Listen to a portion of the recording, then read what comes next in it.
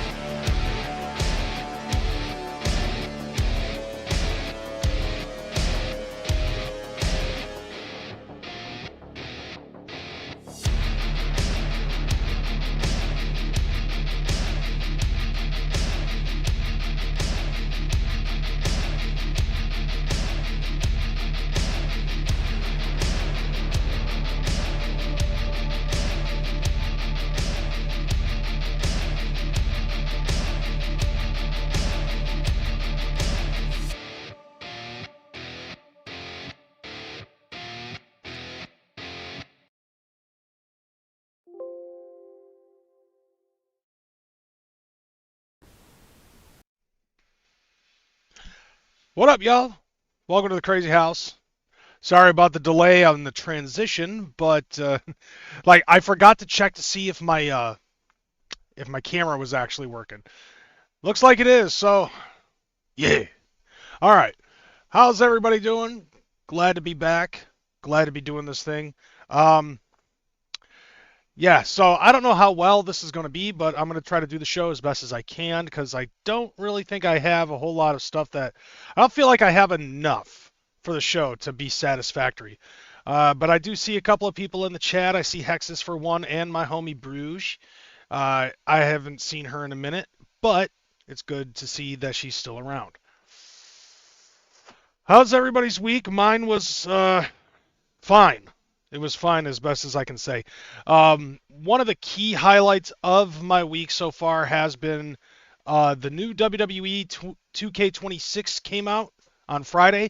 I gave that a check. And of course, I think the best part about it, I had to grab it, is that CM Punk is on the cover, the best in the world, and I'm a huge fan of CM Punk, been a huge fan of CM Punk since he came into the public eye. I also ended up getting myself a physical copy of Elder Scrolls 4 Oblivion Remastered, so I'm looking forward to seeing that out. But been putting my focus a lot on fucking Pokemon.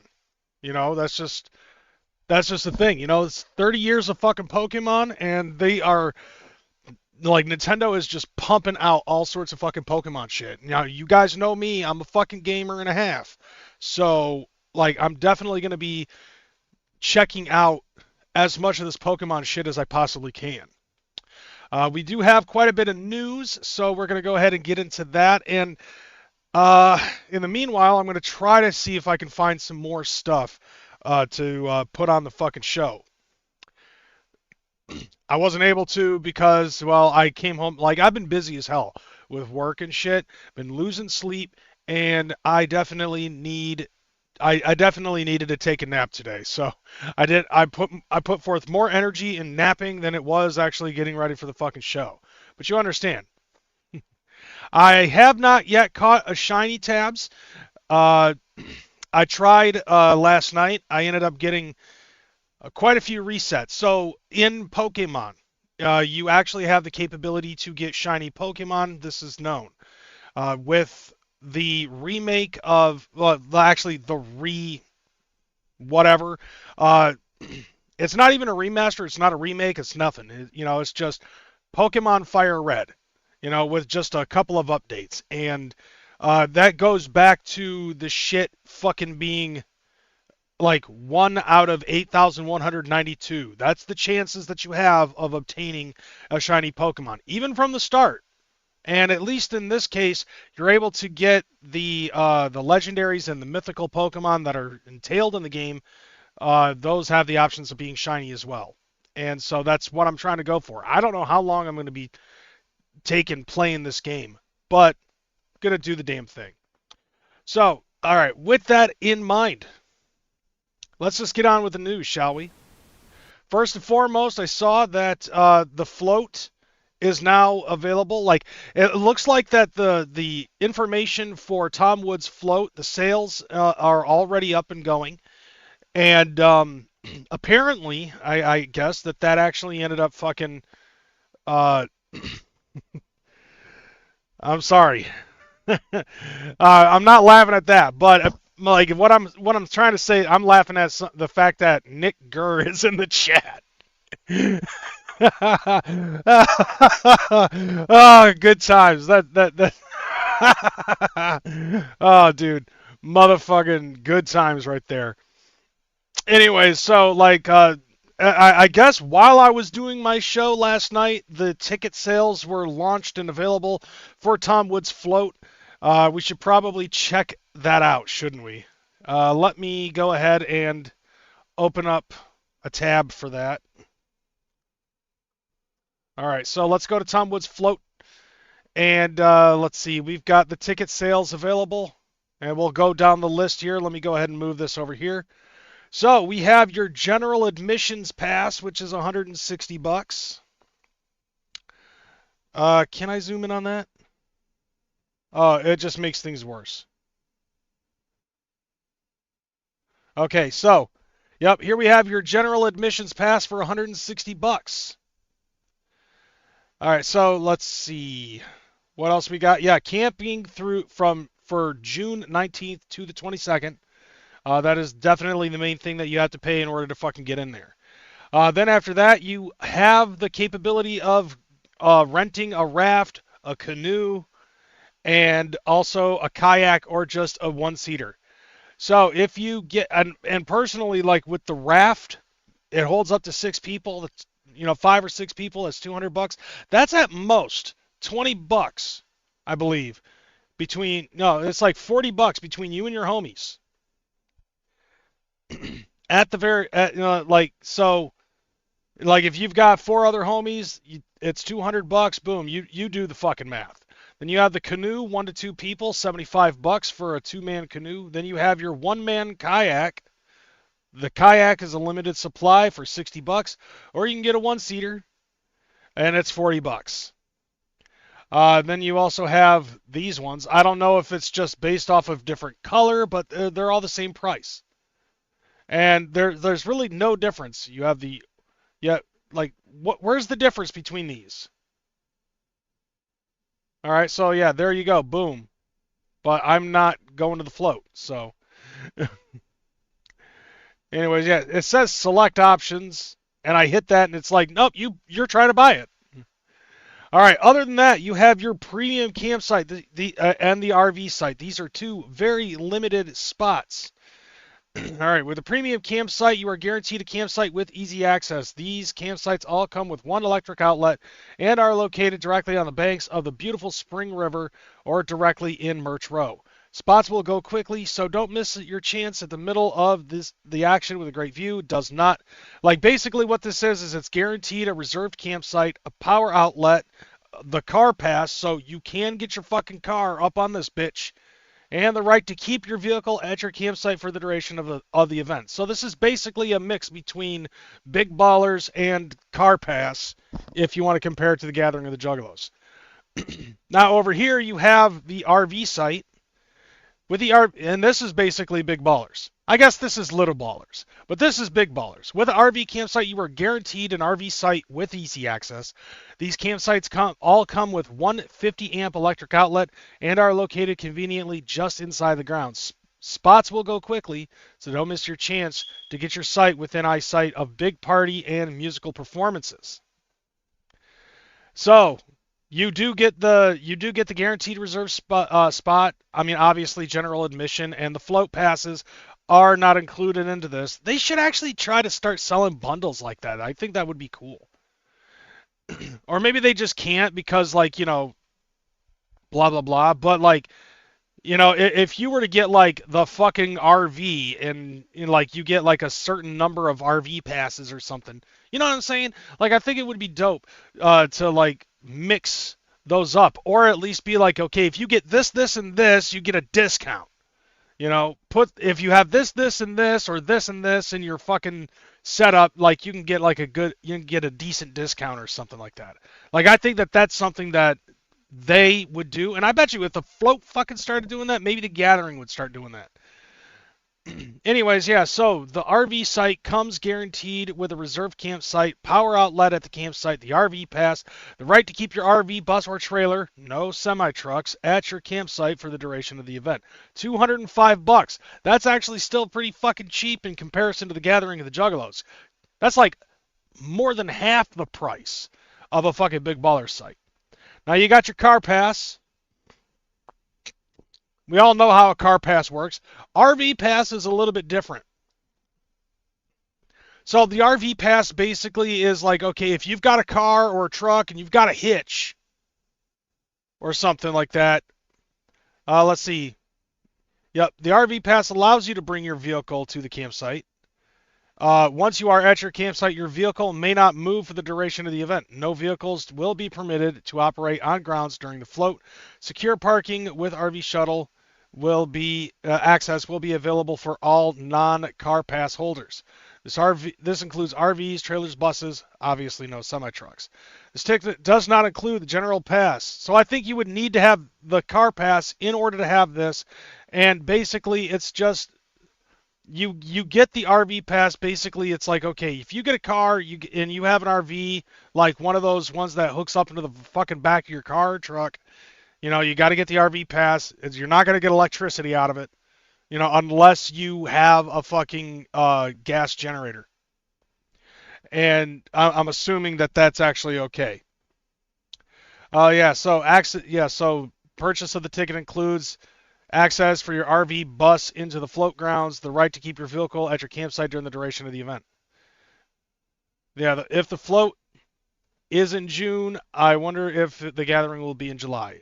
Most likely, if the gathering is still at fucking Legend Valley, then it's, you know, I would say that the chances are good that it's going to be in August instead of July. Like, it really depends, and I think that it makes sense too, because I believe that the timing for the fucking the Hog Rock thing, I think, is also, what is that, in September or something?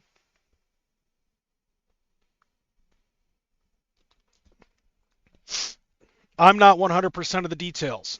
One thing though that I will also share with you is the uh, the booking for the float is currently pretty limited. They only have 5 people up on there: Kung Fu Vampire, Scum, Insane Poetry, Risk, and the Ice Giant. And then they say that there is more to come. But as of right now, those are the 3 main headliners: KFV, Scum, and Insane Poetry, which honestly I think that's pretty fucking dope. I believe that there is supposed to be more people that are going to be available, but only time will tell. All right, where the fuck am I? So yeah, the float is going to be in June, I believe. Let me double check with yeah. Let me double check here. Yeah, I found this interesting that this was actually announced like I didn't even see this, otherwise I probably would have fucking said something. But yeah, June 10th to the 13th is when the float is going down. So if you have interest in that, definitely fucking go. Like, I would say if you have interest and you have the capability to do it, then fucking do it. All right, next thing I wanted to show is I saw this floating around. And so this is another show that's going to be coming up. Anubis Management presents Schizo's Murder Mitten Massacre. All right, so this is a show that's going to be popping up May 2nd, 2026. Looks like it's going to be at Trixie's in Hamtramck, Michigan. I saw this floating around on the fucking interwebs. Like I believe. What the fuck? Are you really Kira? Since L keeps popping up. Haha. I don't know who you're talking to or what you're referencing. Other than I understand Kira and L. 100% I understand that. But anyways, yeah, so I saw this on Facebook, and I was like, all right, dope. We're going to have to fucking check this out. I thought that this looked cool, especially with a couple of the homies that are going to be up on there. First and foremost, obviously Schizo, but I'm also seeing Wrath of God, I'm seeing Demise, and I'm also seeing 216 Zay. So Zay's up on there, and then like some of the other people that I'm seeing on here, some names I recognize, some don't. Smokey the Bear, Black Magic the Infidel, Steve the Creep, White Loaf, Dope Da Vinci. I do not recognize this logo right here next to Wrath of God, and KOH. I don't know. So if anybody knows, let me know what the hell that is. L kept popping up on the screen. Oh, that's my fucking that's my computer's background. So like whenever I do this, yeah, that's my fucking background. Like that's the wallpaper on my computer. It's been my wallpaper for fucking, I want to say, at least 10 years. But anyways, yeah, so fucking yeah, Murder Mitten Massacre, May 2nd. Show starts at 6 p.m., $10 at the door. Fucking, if you're going to be in the Detroit area, go to Hamtramck. Check that bitch out. 21 plus at Trixie's Bar, 2656 Carpenter Avenue. So yeah, there's something there for all you Detroit homies. All right, next. All right, we got another thing. Skidmark Scavengers with Clockwork E. Like, I thought this was fucking cool as hell. So I saw this also on Facebook. Like, there was like one day I just decided to go on Facebook, and all of a sudden I'm just seeing flyer, flyer, flyer. I'm like, okay, boom, boom, boom. Let's check this out. So yeah, Skidmark Scavengers, Clockwork E, featuring support from Concrete and Kid Vibe. So it's like a little mini tour going on for the second half of April. And exclusive EP is going to be available at all the show dates. So in order to get this a physical copy, you're gonna have to fucking go to this. Uh, but everybody likes the Silver Booth Boys. So if you don't, like, what are you fucking doing with your life? Because you definitely gotta fucking get into this Clockworky. They're funny dudes. Anyways, yeah, so let's go through the tour dates here. All right, so April 14th, New Haven, Indiana at Karl's Tavern. The 17th in Sheboygan, Wisconsin at Skipper. Was that Skipper or Sniper? What is that? Skipper Inn, I think. Yeah, they're in Sheboygan. The 18th, Minneapolis, Minnesota at Day Blocking Brewing. 19th in St. Louis, Missouri at the Foo Bar Lounge. 420 at Broken Arrow, Oklahoma at, what is that? Go Shows? Geaux. How is that pronounced? 421, don't have anything. But on the 23rd, they are going to be in Denver, Colorado at the Roxy. Legendary fucking place in Colorado.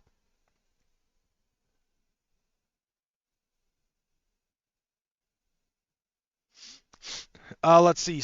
On the 24th, I tried reading what you were saying, psilocybin. But give me a minute on that one. So on the 24th, Salt Lake City, Utah at Liquid Joe's. 25th, they are going to be in Farmington, New Mexico at Dino's Hideaway. The 26th in Albuquerque, New Mexico at the Jam Spot. I lost my train of thought there. 28th in San Antonio, Texas at Studio 210. On the 30th, Memphis, Tennessee at the High Tone Cafe. And then May 1st in Louisville, Kentucky at WWME Hall. And finally, on the 2nd of May at Columbus, Ohio in Classics Victories. And what a place for Clockworky to finish up their fucking tour. And speaking of tours, yeah, you jumped the gun a little bit there, psilocybin, because we are going to be talking about the fact that Insane Clown Posse is going to be on Van's Warped Tour in Orlando, and I said to myself, oh my god, why? Like, I mean, it's like, I don't know what to think about this, to be totally honest. Like, Warped Tour? Isn't that the same place that we used to shit on Twisted for fucking dying to go to? Isn't that the same place where fucking, like some dude with a long ginger beard was standing in front of fucking, Gmo Ski in front of a dozen and a half fucking confused people? And he said that he just fucking killed the set and everybody was like, cheering him on and all this other stuff, and everybody just looked all dazed and confused. That same Warped Tour? Like, what the... like, dude, we fucking gave shit to Twisted for jumping on the Warped Tour after they left Psychopathic. And now you want to basically say, oh yeah, guess what? Guess who's going to be at the Warped Tour? Insane Clown Posse. Everybody fucking clap like seals. Is this supposed to be like an endearment thing now? I'm confused. Like, I am honestly, like, in no kayfabe, I am legitimately fucking confused. I'm not even making this up. I am legitimately confused. After years and years and years of Insane Clown Posse saying, fuck tours like this, fuck shows like this, it makes me wonder. But then again, it was like they would say fuck shows like this, but at the same time, we did give them, we didn't we didn't give them shit for being on Woodstock. I guess some of us did, Some of us did give ICP shit for fucking being at Woodstock back in 1999, but I do remember ICP actually explaining that they said They asked us, we didn't ask them, so of course, yes, we were going to fucking do that. So maybe that's what it was. Maybe that's what it is. Church with that $4.99 super chat saying, once again, the Northeast gets the fucking bone. At least Fago Gang is coming to New York. You goddamn right. Fuck yeah, Church.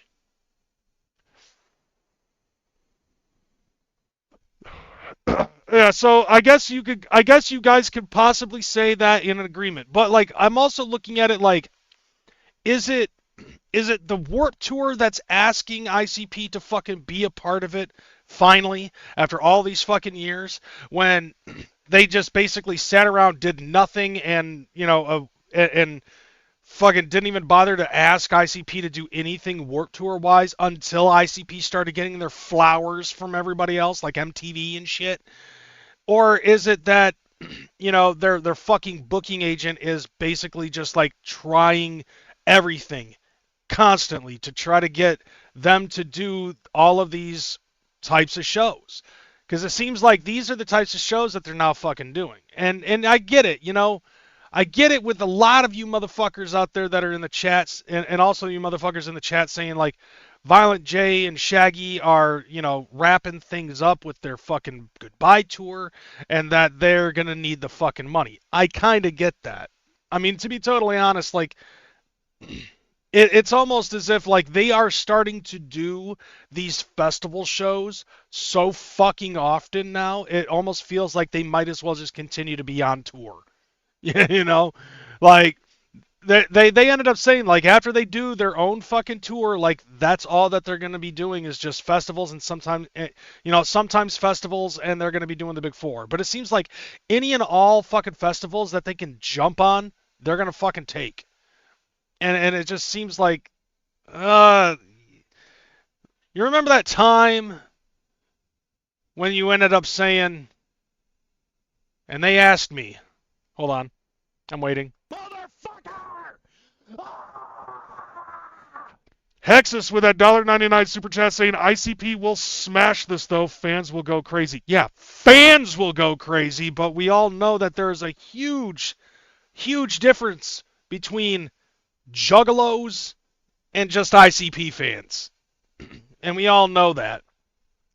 But do you remember a time, once upon a time, I would probably say almost 26 years ago, when people wanted to know if ICP would trade 10 juggalos for 100 mainstream fans? And Jay said, I wouldn't trade 10 juggalos for 100,000 mainstream fans. Juggalos are priceless. I guess also the older saying goes, everybody's got a price. Phil $1 Million Man. And that's pretty much what's going down, I feel. I mean, like, maybe that is what it is. Not very many people I'm seeing are really fucking putting out, buying fucking cameos from Jay solo, Shaggy solo, ICP together. I don't see very many people putting out cameos anymore for ICP. Like, when you bought a fucking cameo, people ended up fucking going wild and being like, ICP shouted me out for $150. Okay, fine, whatever. I got shouted out for free. Fuck you. And I didn't need a video for it. I got a tweet.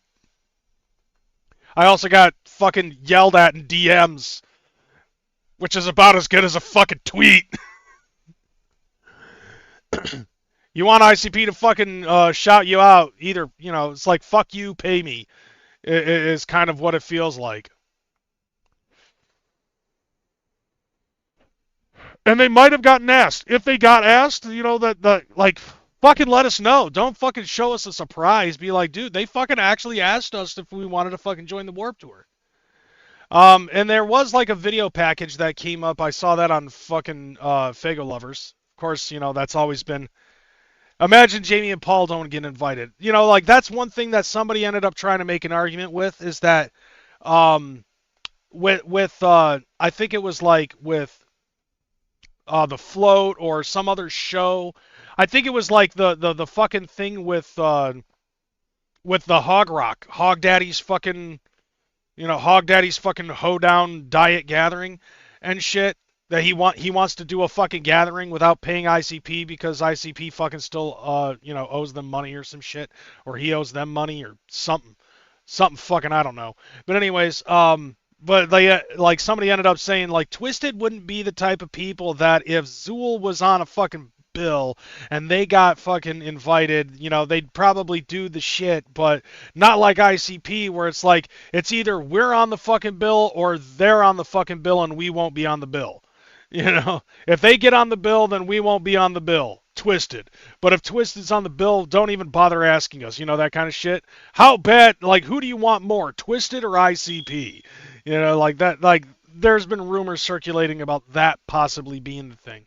They're not trading juggalos for mainstream fans, but they are taking all the money they fucking can get paid because they're businessmen. Hey, as a fellow businessman, I understand the need for fucking money. But I'm also the type of man that understands that I don't want to sell myself short and fucking like give up on my fucking morals for money. Like to me, my fucking moral code is definitely has no price tag on it.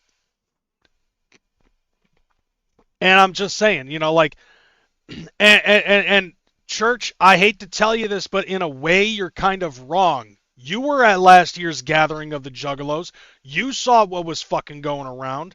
There was a whole big mess of a lot of fucking people, and you could tell that the vibe just wasn't the same as it was last year. Last year as it was in years before. And I think a lot of that had to do with the fact that there have slowly but surely been more and more people that have been going to the gathering of the Juggalos that treat it more like some other fucking festival than it is a family gathering.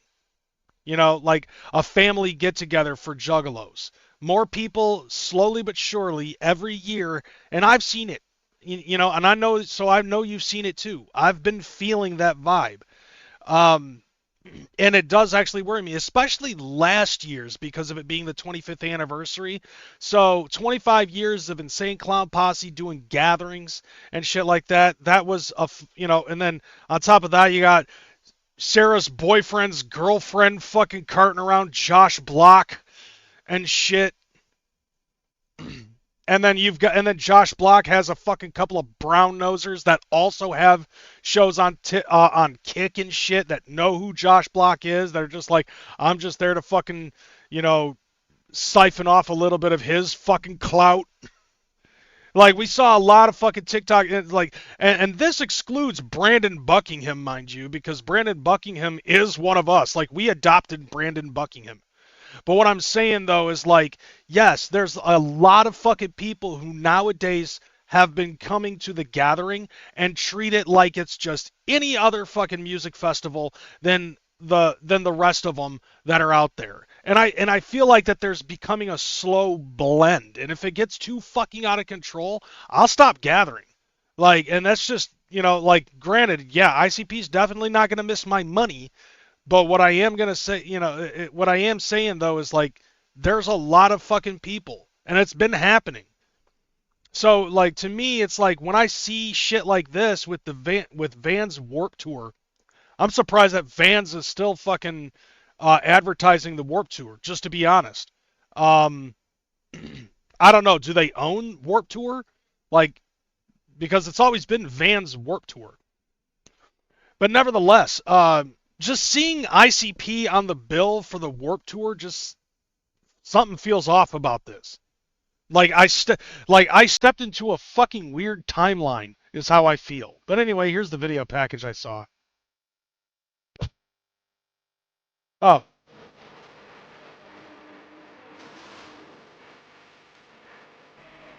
There you go.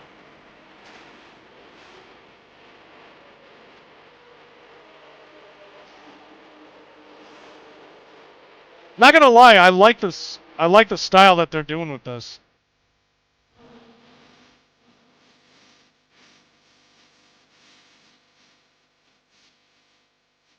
Okay.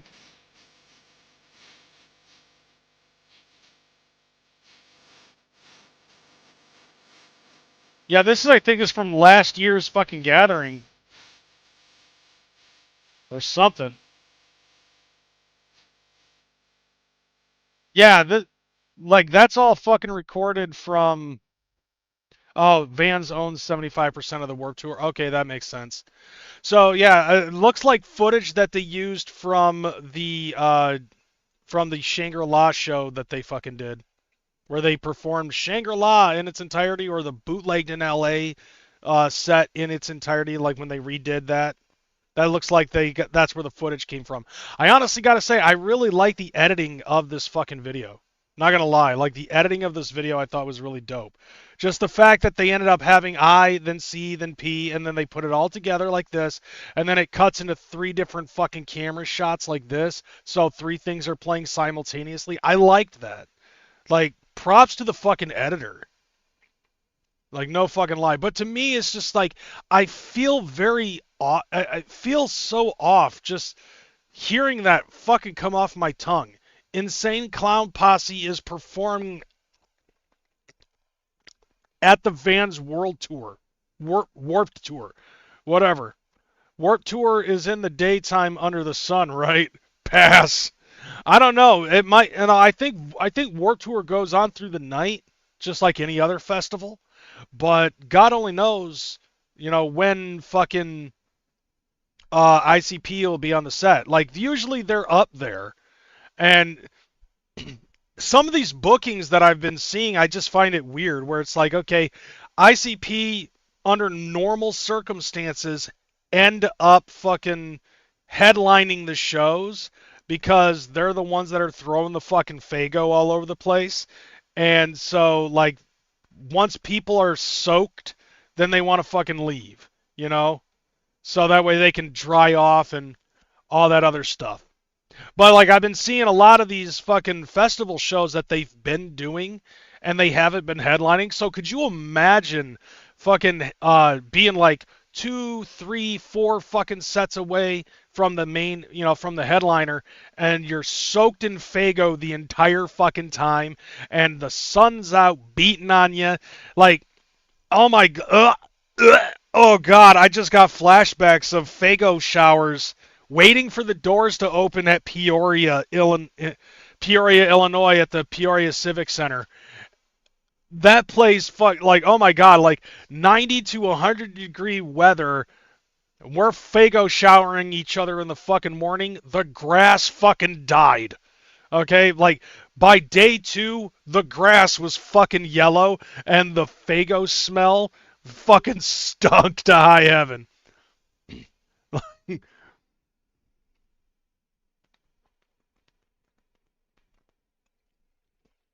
Oh my god, yeah, bootlegged, exactly. It smelled terrible. Like the fucking sugar from all of the Fago that we sprayed on each other when we weren't watching lesbians fuck each other, waiting for the doors to open. Oh my god.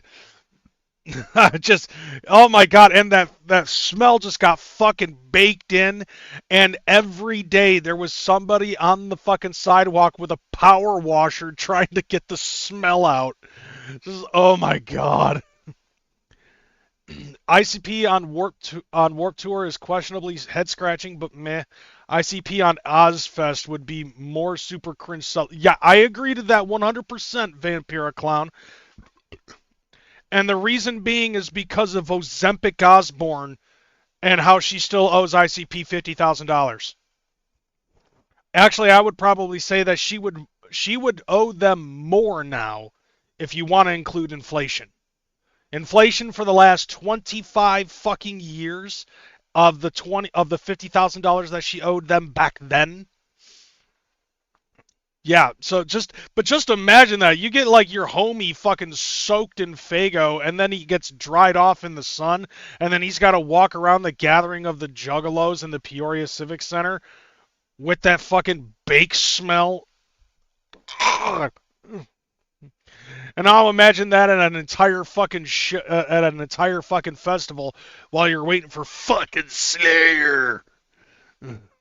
It's just exactly $50,000 and interest, but she's been putting all of that in Ozempic, so that way she and Kelly can look like Ozzy Osbourne 3 years from now. Like, I literally said that to somebody on Facebook.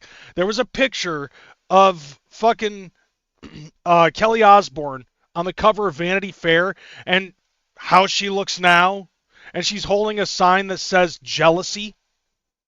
And like she's basically trying to say that people are jealous of her for losing all the fucking weight. Nobody's fucking jealous of Kelly Osbourne. All right? Not whatsoever. Just putting that out there. I don't really have the desire to look like the fucking Crypt Keeper. Okay? And I swear to God it's because of Ozempic. I'm like Kelly Osbourne, Sharon Osbourne, fucking fucking what that other like that one chick from fucking what yeah, that one chick from Nickelodeon. Like I'm not even jealous that she's with Sid Wilson. Like I'm very happy that she's with Sid Wilson. Jack I don't think is using Ozempic. Jack actually fucking lost weight naturally. And by the way, congratulations to Jack Osbourne for, giving birth to his daughter. No, like, but their faces are all sunken in and they look dead to the world. When the hell did it look? When the hell did it become so fucking popular for women to look like that? Like, who's that really fucking skinny Twitch broad? I can't remember.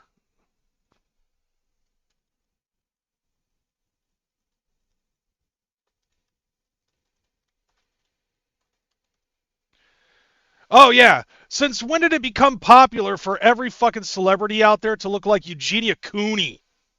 That chick. Right? Here, I'll fucking show a picture.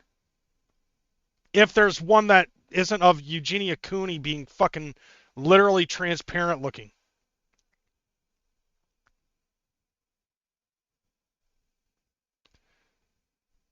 Yeah. Hold on a second. Here you go. Since when was it popular to look like this fucking chick? Like, have you ever seen this chick, Eugenia Cooney?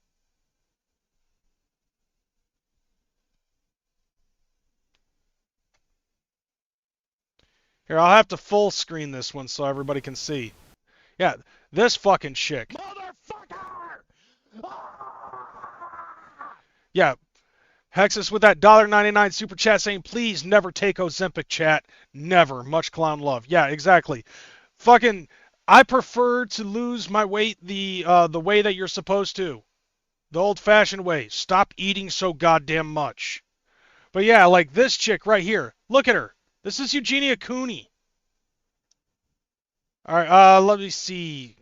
Can I just...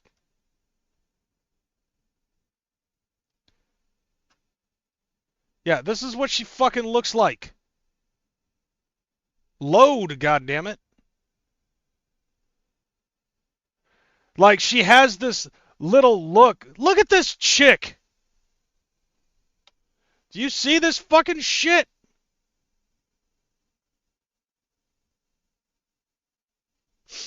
Like, this is her trying to fucking dress up like she's goddamn fucking Tifa Lockhart. And, dude, like, look at this. What is her shoulder?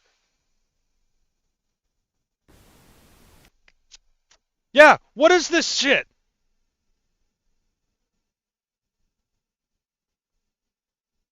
Probably my favorite park if I had to pick one.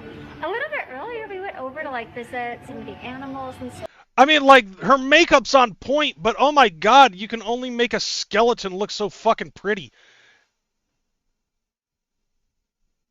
And she's aware of this. I'm just like, dude, like she is so fucking skinny that if she ate a fucking sandwich, it would look like a whole sandwich in her fucking stomach. Like this, it's scary, absolutely fucking scary. The way that you see some of these people, and now it's like Kelly Osbourne and Sharon looks the same fucking way. And like, I'm trying to think of who else. Ended up fucking doing Ozempic and shit.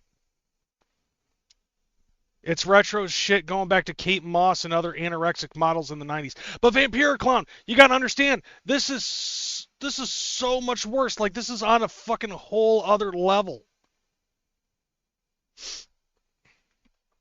Like that's the sad thing.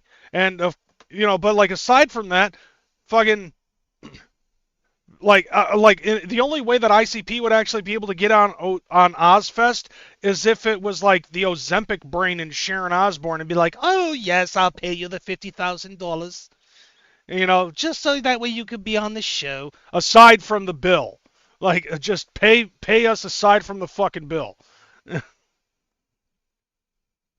Like that, like they would end up being like $100,000 or something like that for ICP to fucking do that. Now another tour that we got to fucking speak on. Hold on, I'm waiting for Hexus to pop this up. I shall wait.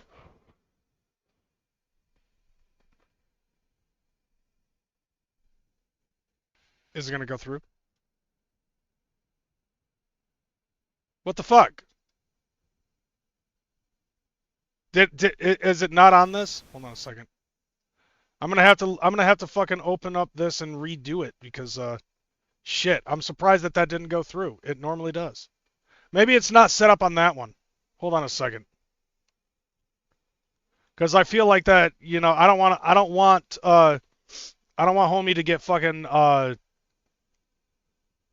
yeah, I don't want him to get fucking shafted for not getting his pop-up. Maybe the timing was off. I don't know.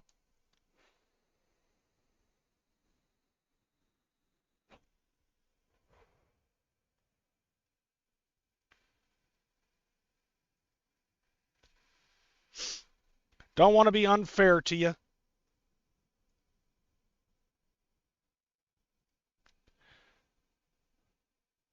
But yeah, go ahead and like it and love it if you want. Just give me a second. I am trying to get through this as fast as I can, just so that way I can do this. To me, it's only fair. It's only fair for me to at least let that pop up. You paid for it, goddammit. And there goes my camera. There goes my camera again. I really need to get a new computer, bro. At least whatever it is that you guys are fucking throwing my way on here is actually helping out a little bit. Alright, so let's go ahead and get the alert going. No, that's not what I wanted.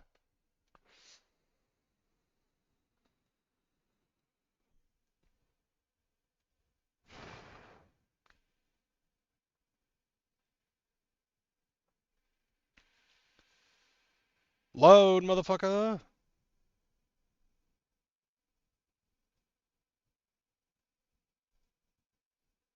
Ah, there we go. Alright, let's redo this. Motherfucker! There it is. Hexus with that $4.99 super chat. Let's see. I actually used to have a longtime coworker that was addicted to those weight-losing shots. Really a sweet person. I felt bad for her. It's sad. Like, the only other thing that I could assume that this was that this could be caused is if they have ADHD and they're using Vyvanse. Because I've seen people that have actually lost their ability to fucking, eat and shit. Their desire to eat. It just completely, like, it does help out with the ADD, but it also makes it so, like, they lose their ability to register in their brain that they're hungry. So they just don't eat. You know what I'm saying? And so, but Ozempic is fucking worse. I'm still trying to think of who the fuck else I was thinking of that I know ends up doing shit with Ozempic. Ariana Grande, yeah, that's another one. Like, taking a look at Ariana Grande, you could tell that she's fucking doing Ozempic. And it just looks disgusting. All right? I don't know on the disgust level. I don't think Jelly Roll's using Ozempic. I think he's actually fucking working out and doing it right. But I do know for a fact that Ariana Grande uses it, and you can compare her to that of Kelly Osbourne and fucking Sharon Osbourne. But anyways, I was like, no one's fucking jealous of Kelly Osbourne for all of the weight that we fucking see her losing. We're in absolute fucking shock, awe, and just surprised at how much she looks like the fucking Grim Reaper. And the haircut mixed in with that doesn't help. The shots make people sick and unwell in many cases, I've noticed in my personal life. Sad, really. Yeah, Jelly Roll lost all that weight. Jelly Roll wanted to wrestle in WWE, so he lost as much weight as he could. And since he got down to that, he was like, why stop there? So, believe me, I don't believe it was Ozempic. He did the shit the old-fashioned way. Carjackins. Hijackins. Jackins. Okay, maybe not all of that, but you get my point. Alright, let's move on to the next thing because I just went on a fucking pointless rant about Kelly Osbourne like I shouldn't have. Alright, so we got another tour coming up here, and it is for the homie Kung Fu Vampire. We talked about him earlier because he's going to be on the fucking float. That would be dope as hell to have Jelly Roll and JCW. It really would. I think that would be fresh as fuck. Alright, so I don't know the locations exactly except for the cities that he's going to be fucking doing shit in. So you can look on kungfuvampire.com. They might have more information on there, but this is the US tour dates for 2026. It's going to be soon. So in 6 days is when it starts up. On March 21st, it's going to be Seattle, Washington.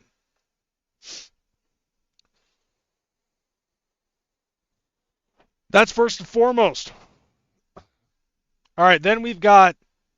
okay, so these are all of the tours that he has set up. All of the shows. And he's going to be all over the place.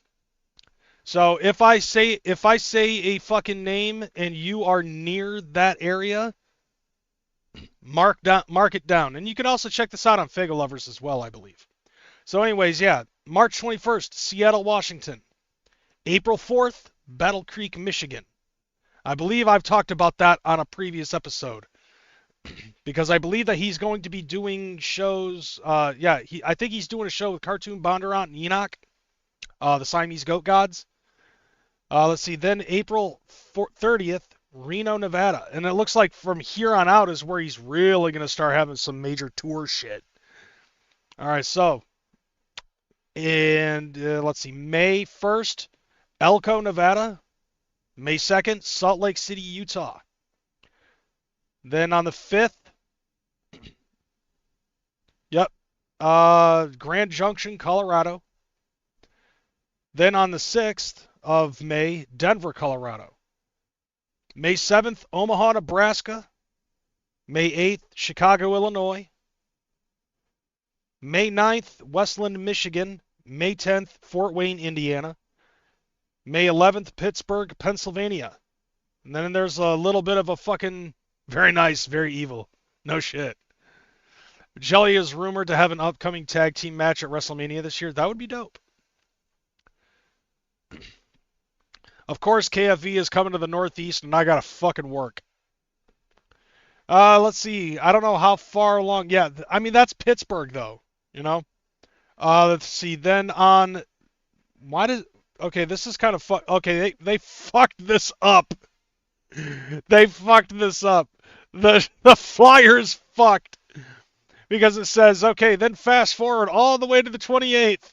He's going to be in Austin, Texas. Then he goes back in time to the 12th of fucking of fucking May, and he goes to Reading, Pennsylvania. May 13th, Worcester, Mass. May 15th in Rochester, New York, and then on the 16th, Lansing, Michigan, the 17th, Cadillac, Michigan. So damn, he's got some fucking tour dates in Michigan. Holy shit. And I'm not seeing Detroit. That's the weird thing. Like Battle Creek, Lansing, Michigan, Cadillac, Michigan. Like he's basically like all here and not here. Like the Detroit area, no. Cadillac, Lansing, and mid-Michigan, Grand Rapids, there's Grand Rapids right there. But Cadillac is Grand Rapids is between Battle Creek and Cadillac, Michigan. Battle Creek, Cadillac, Michigan, and then Grand Rapids right in the middle, where I'm at. That's right. I kind of low-key dox myself, but that's to be no surprise. All right, so after Cadillac, Michigan on the 19th, Philadelphia, Pennsylvania. Let's see, 20th is Towson, Maryland. The 22nd, Spartanburg, South Carolina. The 23rd, Knoxville, Tennessee. The 24th, Owensboro, Kentucky. Okay, that's why it's not his tour. Yeah, but it's like not an entire full. Like this is all of the dates that he has as of right now for the entire year. You know, so it's like no major fucking thing about that because I know that he is doing the tour with Cottonmouth Kings. I think I did talk about that before. Yeah, exactly. Call in dead at your job and you'll be able to go to see Kung Fu Vampire. Yes, exactly. Shout out to GR. I'm across state representing Michigan Juggalos. Yep. All right, so back to what I was saying. 27th is Houston, Texas. 29th is Tulsa, Oklahoma. The 30th is Dallas, Texas. June 1st, Roswell, New Mexico. June 2nd, Albuquerque, New Mexico. June 4th, Hobbs, New Mexico. June 5th, Farmington, New Mexico, which I think is something that I talked about before. Like that right there just sounds kind of familiar. On the 7th, Vista, California. The 13th says that he's going to be at Tom Woods Float, which we just talked about. The 25th, Rapid City, South Dakota. July 25th. August 15th is Springfield, Missouri. And then on September 26th is Cave and Rock, Illinois for that, for the diet gathering. And then it says more dates to be announced. So this is all of them that he's got booked so fucking far. And we've already got quite a few of these that we've already seen as of right now. I'm using a majority of my vacation time to make Gathering of the Juggalos and Hollowicked. All right, let's see. What else do we got on here? Oh, yeah, this is another one that I saw. Let's see. This one. Oh, wait, that's way down the line, so we don't have to worry about that. I'm going to have to cut that out. Let's see. This one right here I saw just recently on Fago Lovers. Saturday, May 23rd at Scully's in Columbus, Ohio is the Super Famous Fun Time Guys Super Show 5. This is it. This is all that it showed for the fucking thing. I downloaded something that I probably shouldn't have downloaded. I guess that's what happens when you try to quick bust through and try to get as much news out there as you possibly can. Let me see if I can find the information for this one as well, because I know that we've got some other stuff that we got to talk about. All right, so on Fago Lovers, this show, yep, Saturday, May 23rd at Scully's in Columbus, Ohio. The lineup and tickets should be announced soon. So basically, that's all the information that we have about this show. But I know that there are a lot of juggalos that are friends of the Super Famous Fun Time Guys. And I think that they're actually pretty entertaining as well. All right, so we've got another thing that we've got to talk about, and I feel like that this is important. So it has actually come to my attention that Prozak has been diagnosed with cancer. And apparently, like, there is a GoFundMe available for him. I don't have the link to that, unfortunately. But I'm sure that it's not that hard to find. But, yeah. I found out about this through quite a few means. One of them being, obviously, Madness from Bedlam. He ended up posting something about it. And, yeah, it kind of fucking sucks. I don't know exactly what kind of cancer he has, but Prozak has made a video talking about it, and we're going to actually sit here and watch that right fucking now. I'm even going to give you guys the bigger screen so that way we can watch it with a little bit better quality. Hello, everybody.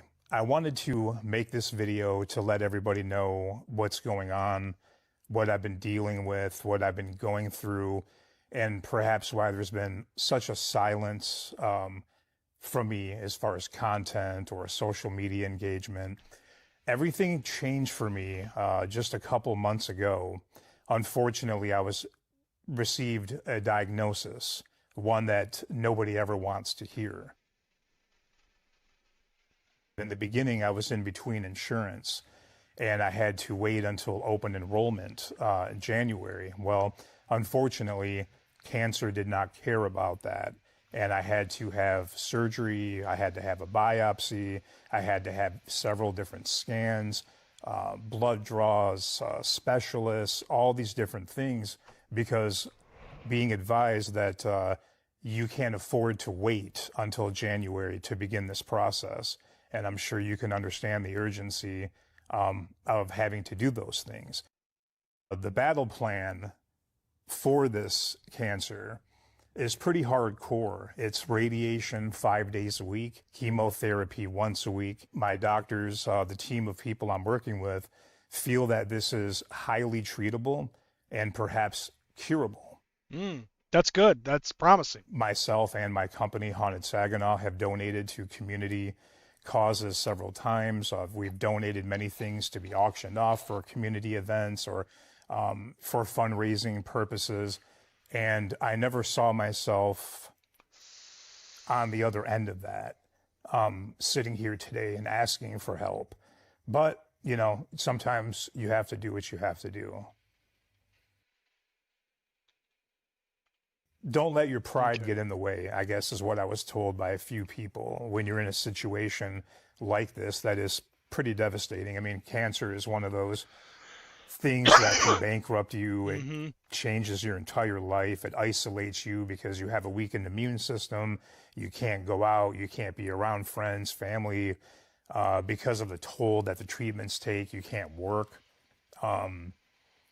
You can't do what you love. You can't go and be where you want to. It's a whole different thing. It's a whole different world to be in. Yeah. Creativity is the one thing that's always gotten me through basically everything in my life. And I'm not going to let this take that from me. I totally plan on releasing a film this fall. In fact, I'm just about to announce what that film is to everybody. Very proud of it. And even working on music again. These things are going to happen. Hell yeah. Hell yeah. I truly appreciate all of you for taking the time to even watch this and read about this. And I look forward to seeing you guys in one way, shape, or form or another very soon. Love you and take care. That's fucking dope, man. Like, it sounds like that, what's going on with that? Like, dude. One other thing, too, that, like, while that was going on, I went on Fago Lovers. FagoLovers.net does have the GoFundMe tiny URL. And so I'll show you guys what we're seeing here. So once again, he's got the video right here. Here is where it's at right now. He's looking for $55,000 and he has raised $50,094 of that 55K mark. So quite a few people have actually posted quite a few of it. There's like a lot of motherfuckers in the, like, even some in the last 2 hours that have actually posted this shit. And this is like, this is all what it is. So the fight I'm facing, multiple hospitalizations from treatment-related infections have already set me back, each one physically draining and financially devastating. With my immune system weakened by the treatment, even minor complications can become serious very quickly, but there is hope. My doctors believe this cancer is highly treatable and curable. A recent PET scan showed it has not spread. That light at the end of the tunnel, this long corridor, is real, but the road is still demanding, and I am taking it one day at a time. So basically, yeah, go on Fago Lovers. You'll be able to go to the, you'll be able to check that out. Drop, like, there's a tiny URL in the description of that. I might as well also throw it in there for people who are going to be watching this in post. And, you know, fucking Prozak and Bedlam in general are fucking legendary in the fucking realm of the Juggalo community, the underground. you know, like Michigan fucking hip hop. You know, so in a way, it's like, okay, yes, fucking like this man is a fucking staple for a lot of things, as well as the shit that he fucking did in Strange Music and the shit that he's done for, you know, just the community in general. And it's nice to see how many people are actually dropping fucking coin on there. Like, take a look at some of this shit. There's one dude fucking, where is it? I might have fucking did this a little too fucking large. But yeah, like taking a look at some of these donations. One dude fucking dropped $2,000. Let's take a look at some of the top ones. Now, you don't have to fucking drop this much coin, but look at this shit. $2,000, $1,500, $1,000. Damn, dude. Yeah, Mikey Clark dropped $1,000 on him. Now, I'm not saying that we all have to fucking drop, big fucking coin like this, But, in all honesty, like, every little bit fucking helps. And, you don't have to fucking, you don't have to fucking put your name out there. You can just make it anonymous. And, like, I think that that's actually something big. Like, it's fucking Prozak, bro. You know what I'm saying? It's fucking Prozak.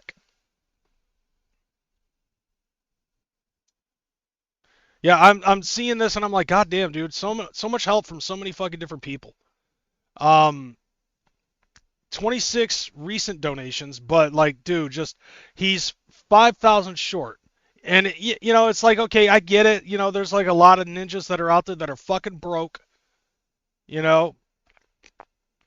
I'm actually considering, I may not have a whole lot, but I'll definitely try to see what I can do about fucking putting something down on there.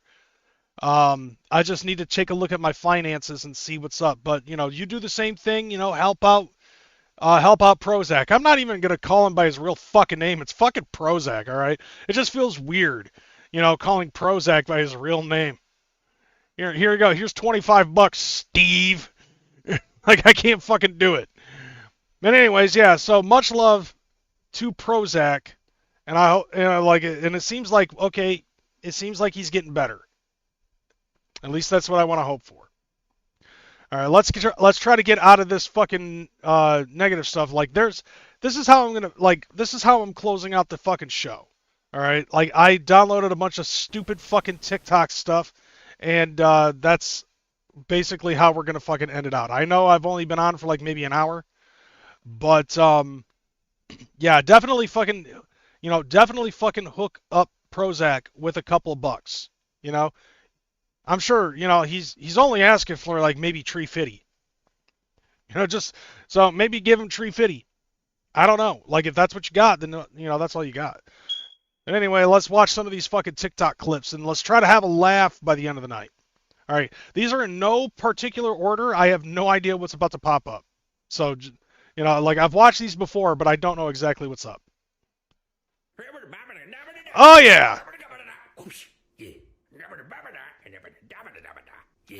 Okay, so what this video is this is something that I came across. This guy's name's Aaron Hall. He's a writer, but he also does a segment on TikTok, and he calls it Caveman Cooking. So what he's going to be doing is he is going to show you how to make the Elvis Presley sandwich, and the commentary is that of a fucking caveman. So I'll turn this up a little bit too.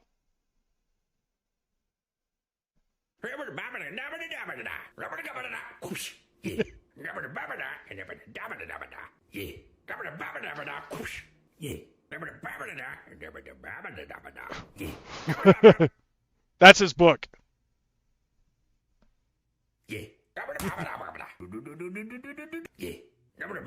Zero understanding.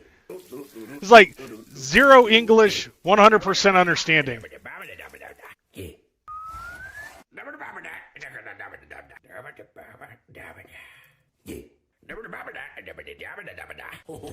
I don't know about you, but that looks dope.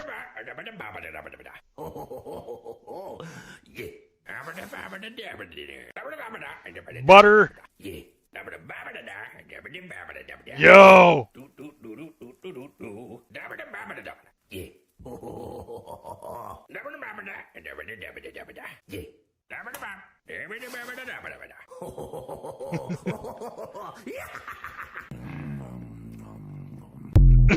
That's it. Like, that's all it was. Like, I watched this dude, and I've seen him fucking make peanut butter bars, and I've also watched him make some other shit. But it's funny as hell, dude. Like, it's funny as hell.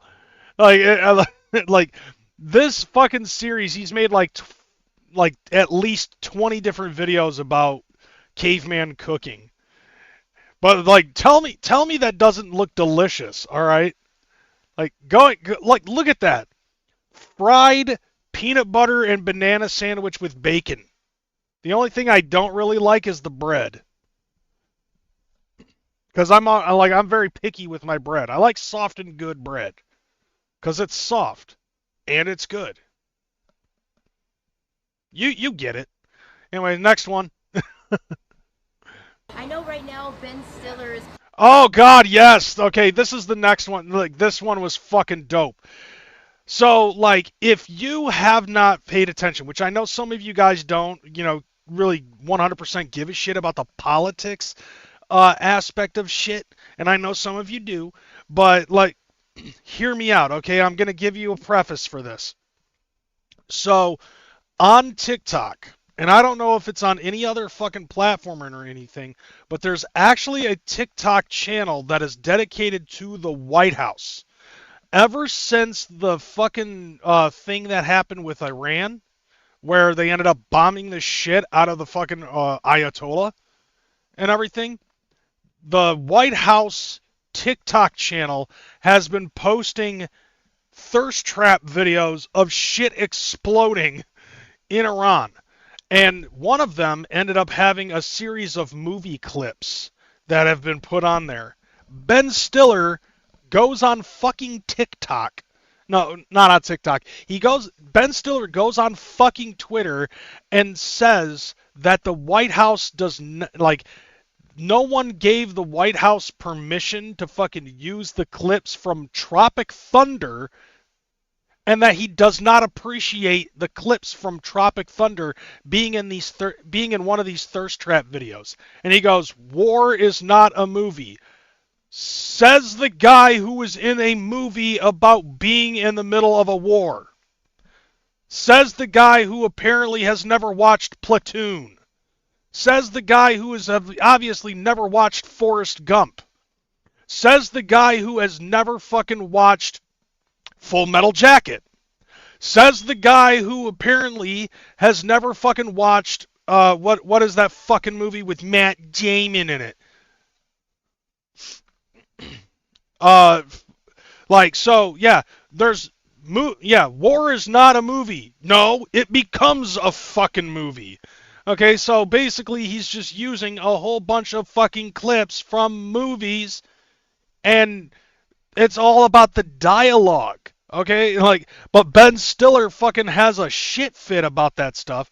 And then, of course, just like anybody else, TMZ is going to go to other fucking celebrities and ask them, well, what do you think about Ben Stiller fucking talking about this shit? And Gene Simmons honestly has one of the best fucking reactions ever, I think.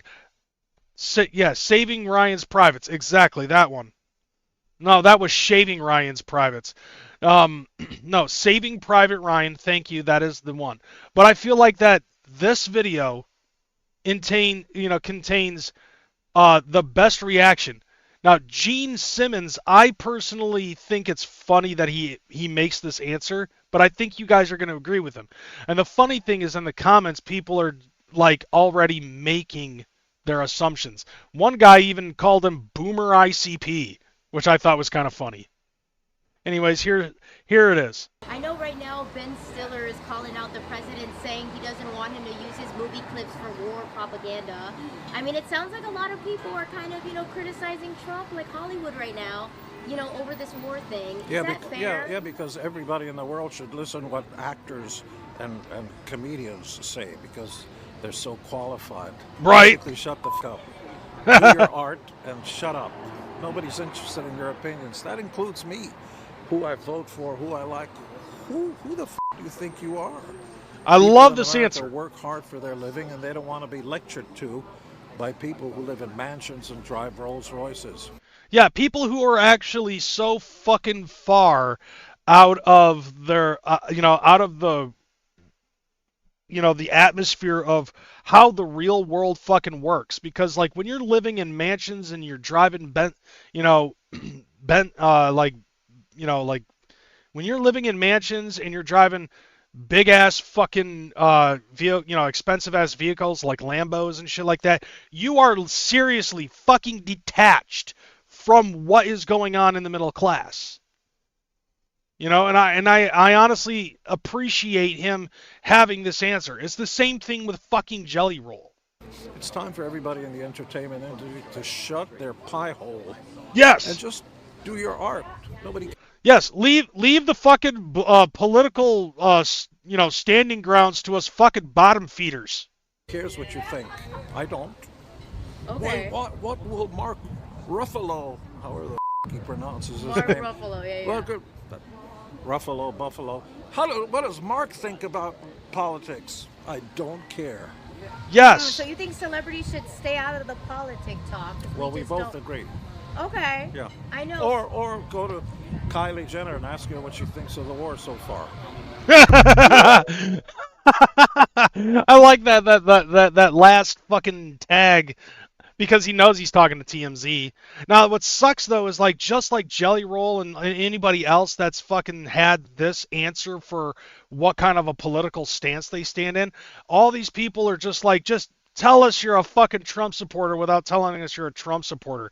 He didn't say anything. All he's basically saying is that people in Hollywood and people in music have no fucking room to talk about their political views and trying to fucking make a point.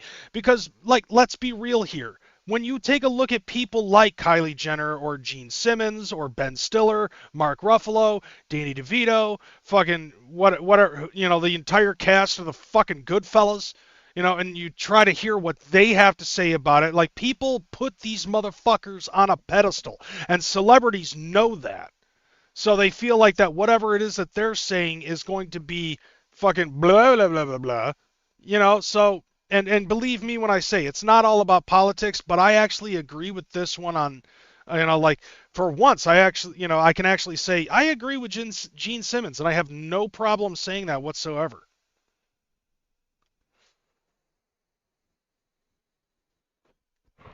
Not the way to Tom McDonald's. Not the way. Let Tom McDonald do it, like Nas. See, like, I don't feel musicians ever gain fan bases on their political beliefs.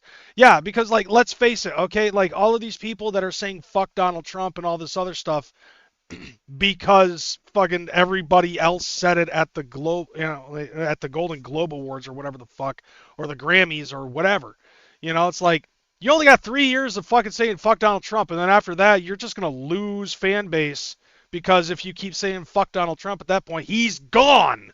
Like, you can't really say anything about Donald Trump after his fucking second term is over with. So, like, regardless, just stick to your fucking music, and when you come up here and accept your little award, thank your agent and your God and fuck off. Like, I don't know how it can't be more than that. Like, Tom McDonald, yeah, he makes music about it, but he's also got only fucking 3 years. And then after that, he's got to find something else to do. Dude, they asked me if I was McCormick. That's fucking hilarious. That's fucking funny.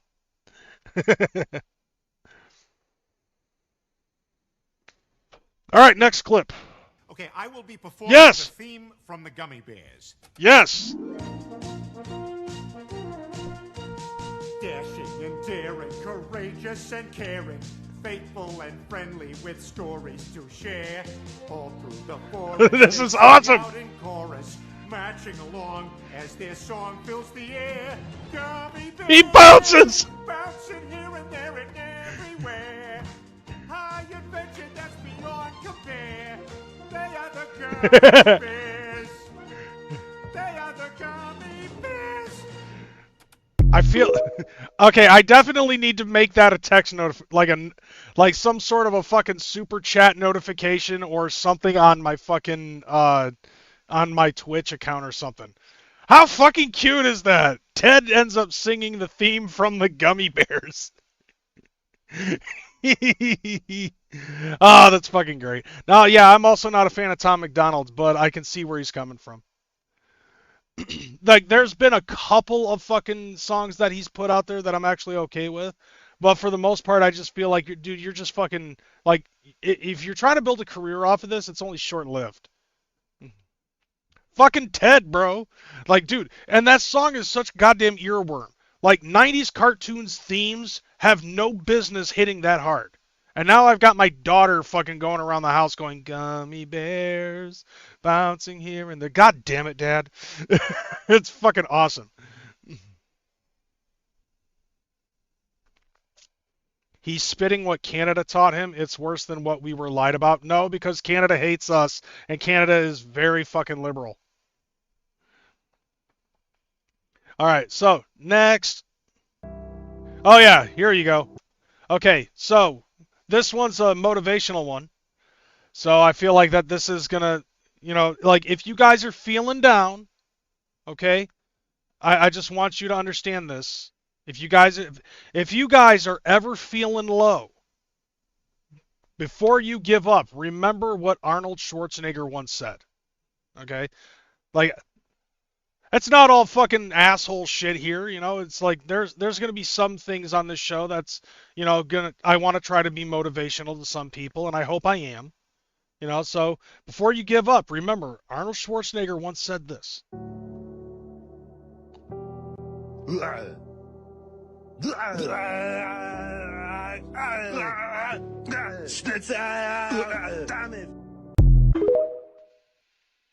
Heartwarming. I don't know. I don't think everybody caught that message. All right, here you go.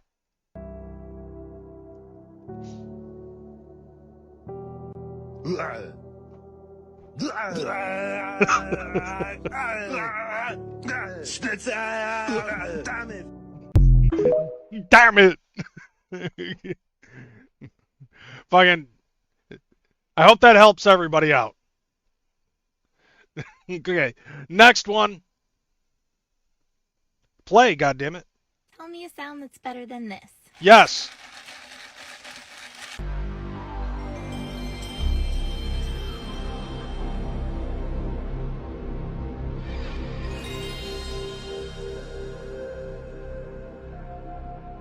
You goddamn right.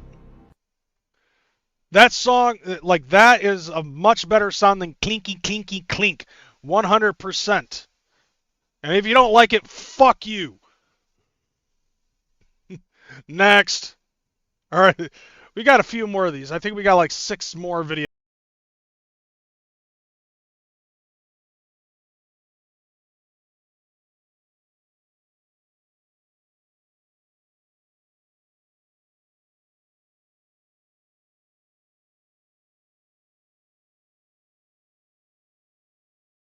The fact that it's Fat JD Vance. All right, like the people on the left thought that this was going to be something that was going to hurt JD Vance's feelings by turning him into a fat character and giving him that wig.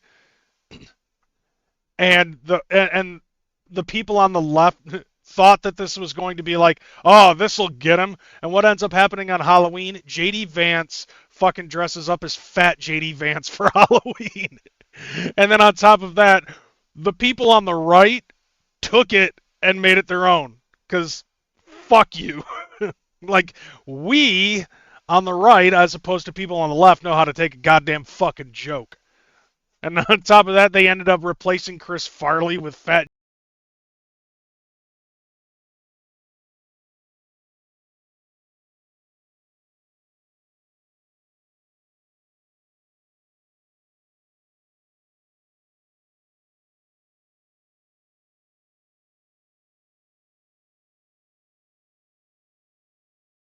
God, yeah. I wish that it was the whole fucking thing. That would have been epic. Fucking breathtakingly fucking talent right there. Just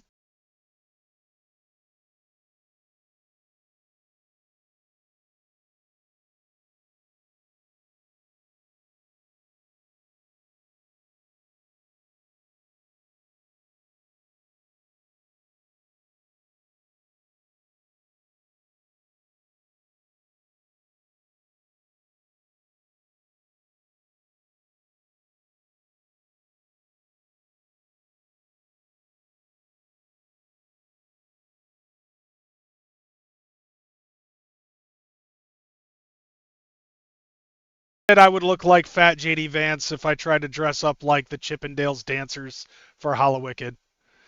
But I do have the fucking shirt and tie, just not with the sleeves cut off. Everybody's working. That song's been in my head too. Everybody's working for the weekend. All right, so we got a longer video here. I don't know what this is. Like, I didn't even bother to name these, so I don't know what these are. Oh, yes. I got a question. Oh, this is one of the most important fucking questions anybody's ever asked in the history of ever. Is it pet smart or pet smart? Are you saying that pets are smart, or are you saying you're a mart for pets? I need answers. Tear that club up.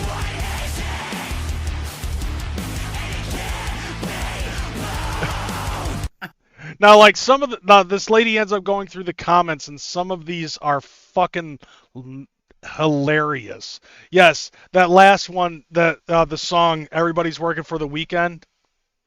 Yeah, that definitely is a GTA City flashback. Imagining riding on a fucking crotch rocket as that song's playing, and then you hit a pebble, and you go flying, and you ragdoll right off the fucking... right off the boat and into the fucking drink. All right, here we go. I'm afraid this is Michael Scott's grown-up son.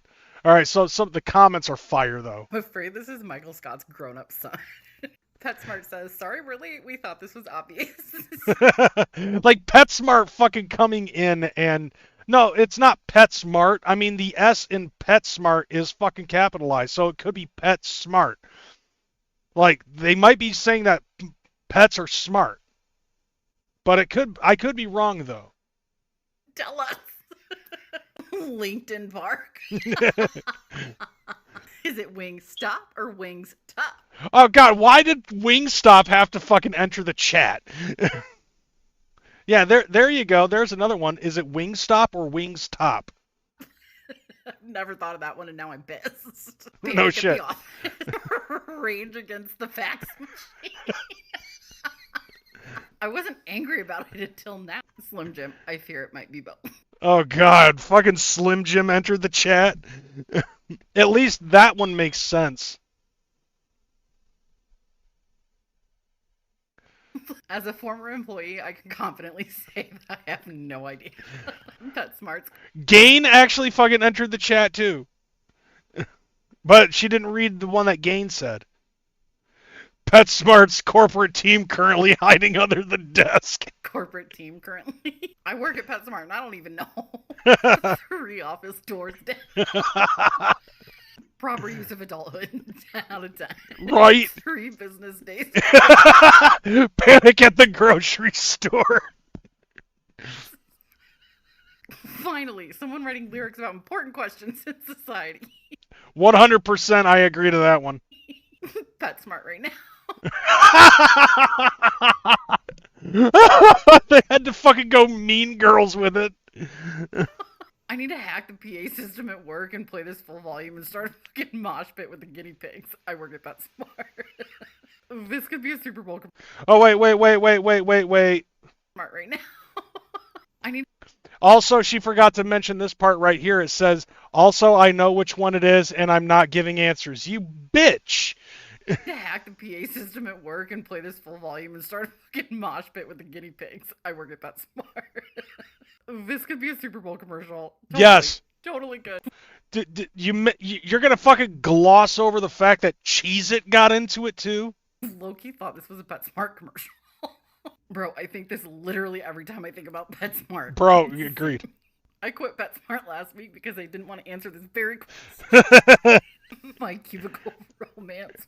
Welcome to the backstory. I fucking love this, and there's multiple videos like this. As a matter of fact, there's another one I was talking to a friend of mine about the other day, and it was like, maybe I talked about it last week, like, but like there's like this fucking metalcore band from Egypt, and the comment section ended up saying, okay, one guy plays the sitar, what do you know, and the other one is playing the fucking bass, what do you play? The fucking plate. Opa, brah! Like, if you know what I'm talking about. They've been dropping the Epstein files to distract us from this issue. It's clearly Pet Smart, like Chuck E. Cheese. For real. They're using pet as a verb and telling you to pet smart. The garage band boys have corporate jobs now. No I shit. didn't realize how distressing this question is until now. No kidding. The Office. Like, the fact that she's dying has got me dying. You gotta keep them separated. You gotta keep them separated. Oh, God. Oh, God. But yeah, like that tell me that that's not one of life's most important fucking questions. Is it PetSmart or is it PetSmart? I need answers. Fab, I'm gonna kill you. Lyrics coming at you with super. Oh yeah, here this one's stupid, but I think it's funny. All right, so we all know about Rap God. All right, check this out. Now you think that she's gonna fucking break? Watch this. Fab.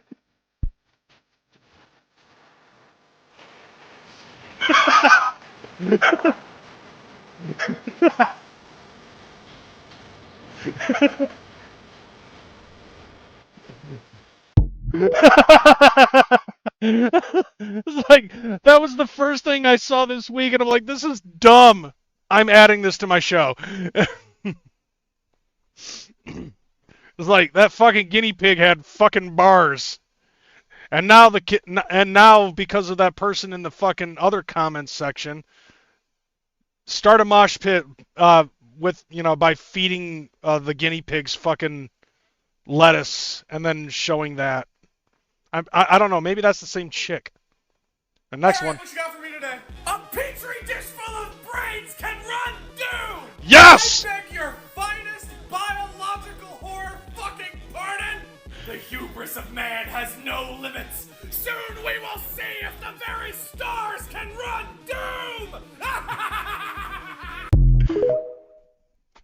Everything can run doom. Okay, like you literally literally, when the first fucking smartphone comes out, right? Like, a long time ago in a galaxy far, far away. The first fucking question when the BlackBerry came out as a smartphone. Yes, but can it run Doom? Because if it can't run Doom, it is the most useless fucking thing ever. Anything, and I mean anything, can fucking run Doom. Windows 3.1 can run Doom. And according to this, scientists teach a dish of human brain cells how to play fucking Doom. A petri dish full of fucking brain cells can fucking run Doom. How fucking creepy is... Like, who thinks, okay, we need to see if this petri dish full of brain cells actually is still working? How, like, with it just being apart from the body and in this petri dish, we want to see how the brain cells are still functioning and all this other stuff. How can we do this? Let's teach it to fucking play Doom. Fucking dude. Whoever's brain this came from is a genius.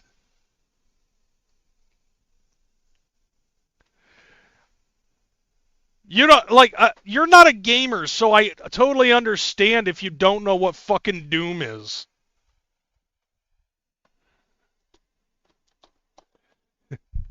I'll put it to you this way. Doom is a video game made by id. And it was made back in the 90s. It was also the excuse that everybody fucking had for the reason why Columbine happened. Not just Marilyn Manson. But it's a first-person shooter game, if not one of the first-person shooter games. Because everybody thought that first-person shooters were going to need so much fucking RAM and space and all this other stuff, and somebody broke the code and was able to figure out how to incorporate first-person shooters onto a Windows 3.1. This game can be put on anything. And it's like the main question is, okay, we have something with technological advancements, but can it run Doom? The Gamecom, a handheld video game system that had the capability of being hooked up to the internet, okay, with its incredibly shitty fucking quality. But can it run Doom? Ever since Doom came out, Doom has been the fucking catharsis. You can literally play Doom on fridges. Like, I have literally seen video of people that have taken smart fridges and figured out how to run Doom on that bitch. Does it meta, though? Is it brain cells of a gamer who plays Doom? No, they actually, from what I read in the comments of this video, it took the scientists 18 months to teach the petri dish of brain cells how to fucking play Pong. It only took it weeks to figure out how to run Doom. But dude, a petri dish, Doom is eternal. Like, there is no lie about that. Alright, what you got for me today? A petri dish full of brains can run Doom! I beg your finest biological horror fucking pardon? The hubris of man has no limits. Soon we will see if the very stars can run Doom!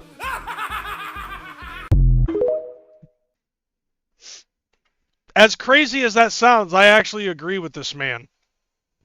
I would think that Doom is the fucking apex of what the human mind has the capabilities of doing. And even when detached from the human body, brain cells have the capability to play and run Doom. God, I love this. Like, that's a timeline that I enjoy. That's the part of the timeline currently that I enjoy being in. All right, next video.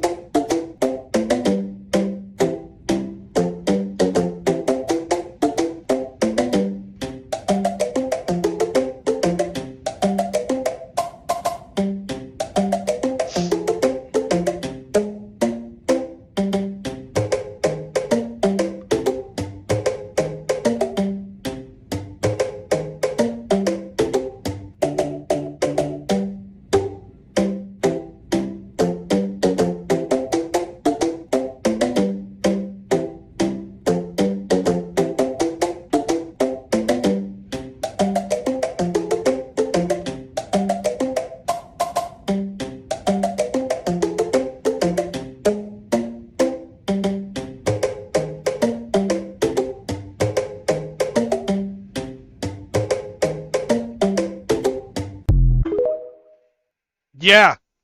So if you didn't know, the 10th, 5 days ago, was Mario Day. Because, you know, MAR 10. Damn right. It's March 10th, Mario. And so, like, that felt fitting to fucking play. That's right, tomorrow is Stone Cold Day. So make sure you leave beer and fucking what for, you know, Stone Cold.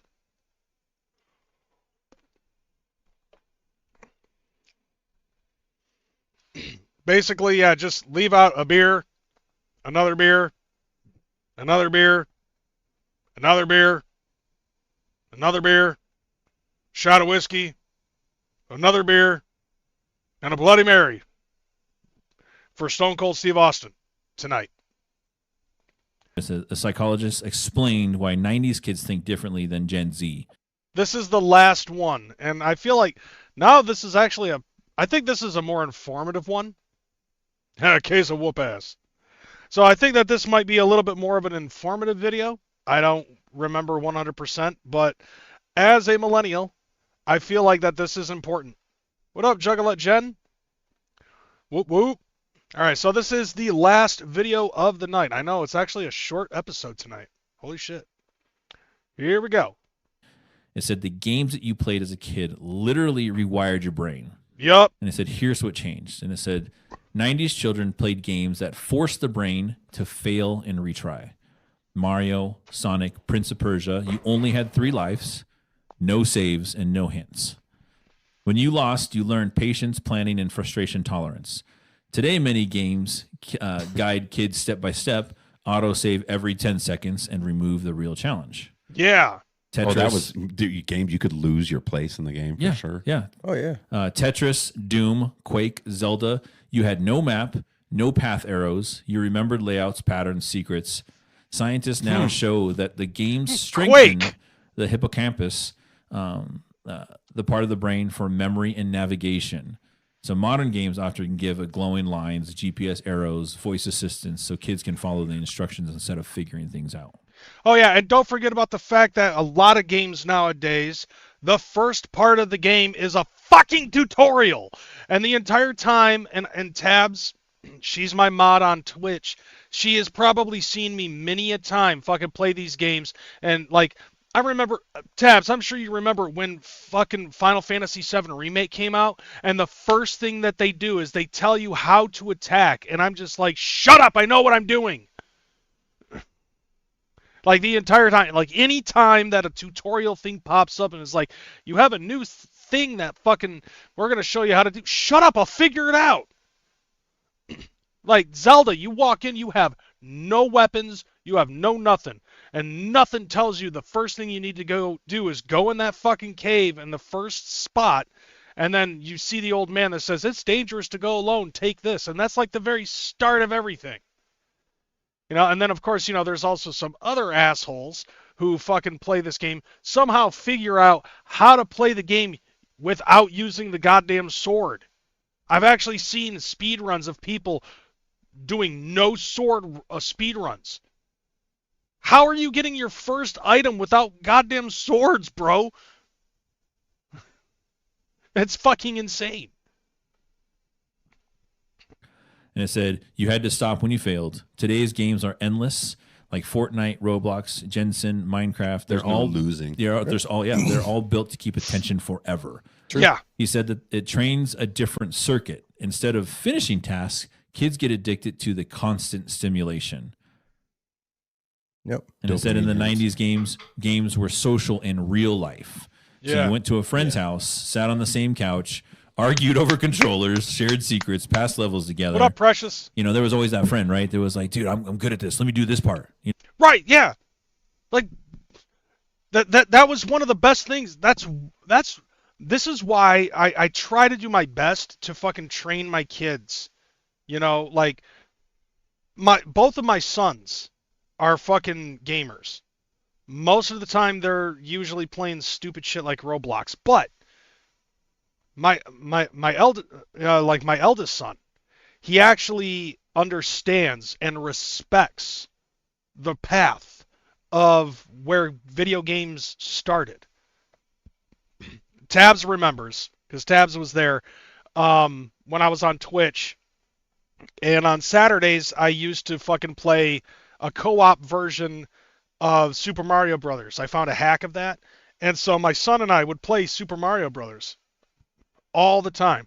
The Crash Out King is what I heard. Yeah, you goddamn right I am. Like, I think I have still to this day the most epic fucking Crash Out of 2025. But still, like, and plus I also built a YouTube career off of that. But nevertheless, like, that's one of the things that I absolutely do not like about a lot of the games that are out now. I don't even remember when this started, like the whole goddamn tutorial thing, where like what PS2, like you start the fucking game, like dude, literally nobody gives a shit about the fucking tutorial. I've always been the type of person to just jump into a goddamn game. Jump into a fucking game and just play it. All right? I hate tutorials. And that's one of the reasons why I hate video games nowadays. PS1 all day, fuck the... No. You're going to start a fight, Tara. Like you're going to start a goddamn fight, because I don't know if you guys fucking remember. All right? These things are Pokemon to me. Gotta catch them all. Catch all of them. Ignore the mess, but catch all of them. Look at that. PlayStation 1, 2, 3, 4, 5. Up there is a Super Nintendo Mini, a regular Nintendo Mini, a Switch, a Wii, a Wii U, a GameCube, the Sega Genesis. That's a fucking XI, okay? And then I've got the Nintendo 64 sitting right there. Sega fucking Dreamcast and the fucking Saturn is in the background. Behind, underneath this, TurboGrafx 16. I collect them all. Gimme. No. Stupid camera. What the fuck? The Vectrex is expensive and very rare to find. I've only seen it in real world a couple of times in my life. But here's an important question, Swill. Even if I get a Vectrex, can it run Doom? No Commodore 64.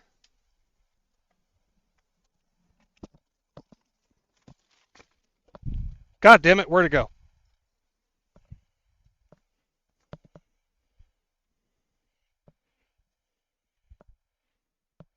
Damn it, there was something that I was going to show. That's around here somewhere.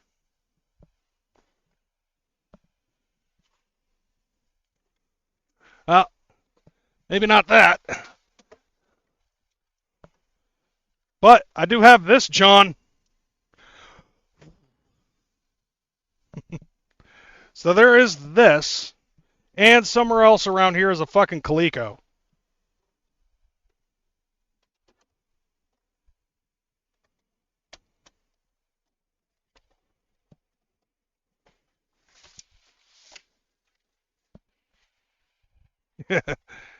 Now,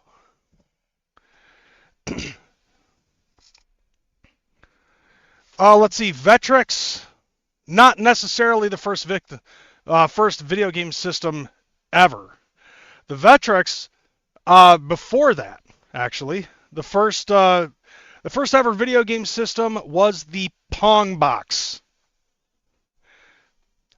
That was the very first video game ever. Yeah, kicking up all the dust over there. Yeah, goddamn right. And like I said, somewhere in this fucking horrific mess of shit, there's a Coleco around here somewhere. And that one's the one that I cherish the most. It used to be under there, and then I ended up doing some rearranging, but nevertheless. Still, like, I think I can kind of see where it's coming from, because like back in the day, video games were just like jump into the shit and figure it out. If you fail, you start from the beginning. And I feel like that us as like the fucking Gen X and the millennials, like we learn from our failures. Nowadays, it's like, okay, with video games nowadays, you got Gen Z, you got Gen Alpha, and all of them are most likely in the mindset of there are no consequences to this. Like anything that we do, there is no consequence. And I feel like that's where a problem would lie with a lot of gamers. Let's get back to this. Okay. You know, and you're like, yeah, he's good at this. Let him do this part. Yeah, you would share. But today's kids play alone with headsets surrounded by thousands, but not connected directly to anybody. That's so a problem. Right? Mm.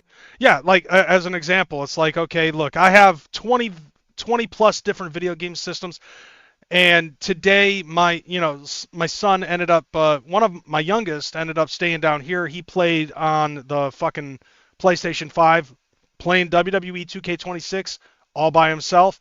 And my other son is upstairs playing Roblox on his computer, once again, all by himself. And back in the day, like, dude, my cousins used to have a Super Nintendo, and I didn't. So when I came over on visitations, we would each be taking turns fighting each other playing Street Fighter. All of us were in the same room.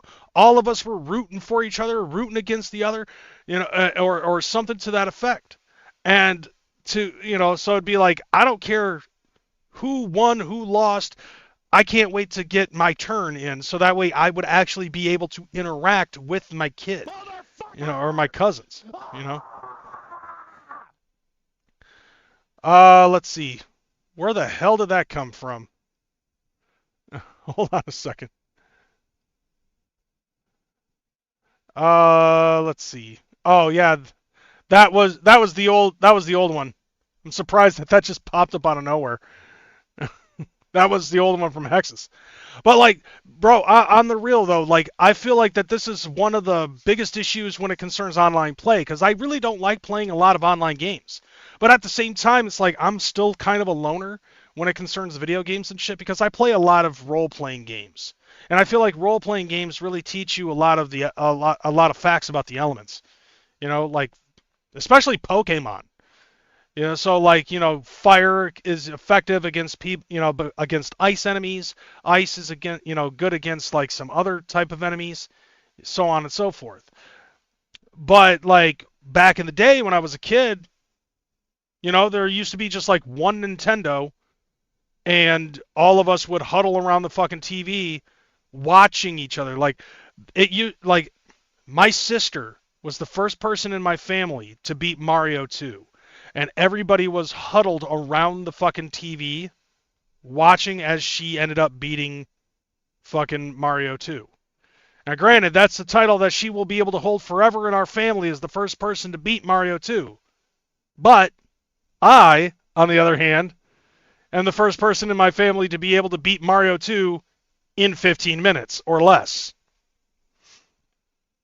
I showed my sister the video and she was mind blown. And she's like, yeah, well, I'm still the first person to beat it. Yeah, but now you got to beat it in less than 15 minutes, because fuck you. Now anybody can beat that fucking game. The elements equals old school Final Fantasy. Right. Now, the thing is like, okay, nowadays you don't really have anything like that. You don't have people fucking coming together as a unit, as a family, or with friends, being in the same room and taking turns playing and learning from each other. Like the internet, while it has the capability of bringing us all together, also has the capability of keeping us separated. And that's that's a fucking age-old tale as far back as fucking, the internet.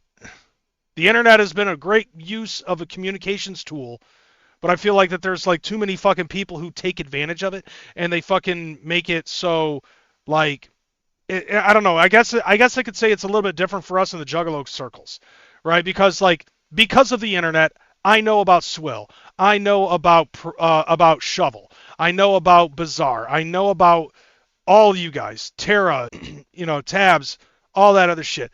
But there's always that little bit of time where we'll end up interacting with each other and actually being at shows together and shit like that. Everything playing in a LAN party was more communal. Agreed. Which, there's, like, whenever I hear LAN party, there is one fucking song that is going to play in my head.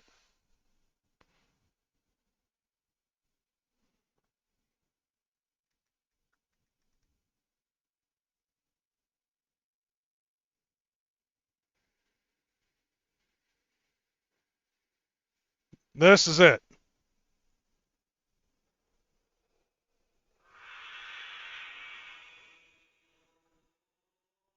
What the hell?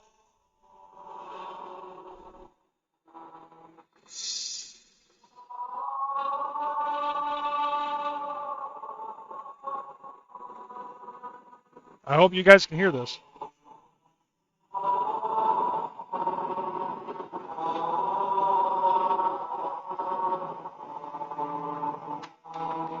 Exactly.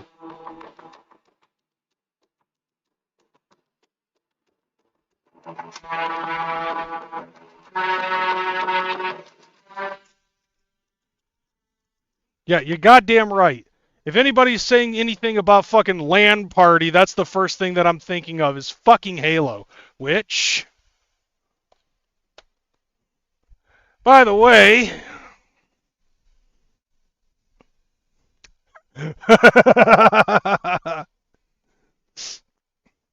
Oh, but what's this? Then you open it up and... Oh! Oh!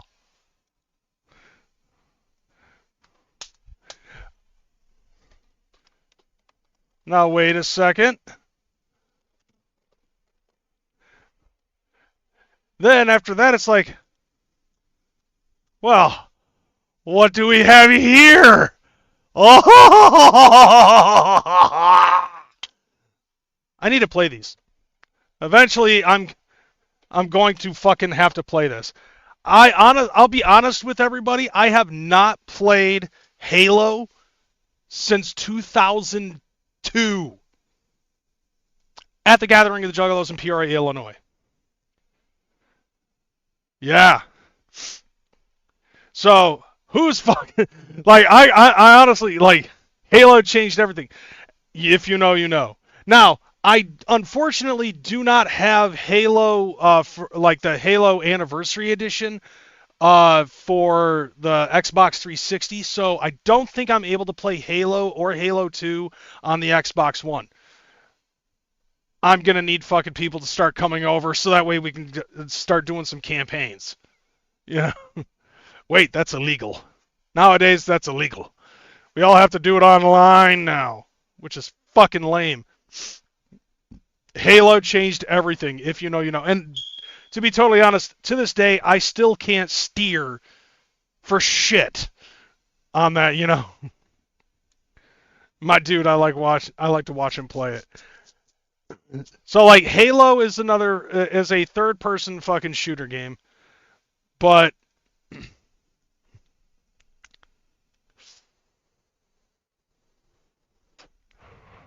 let's see. Hold on a second. Hold on a second, Shovel.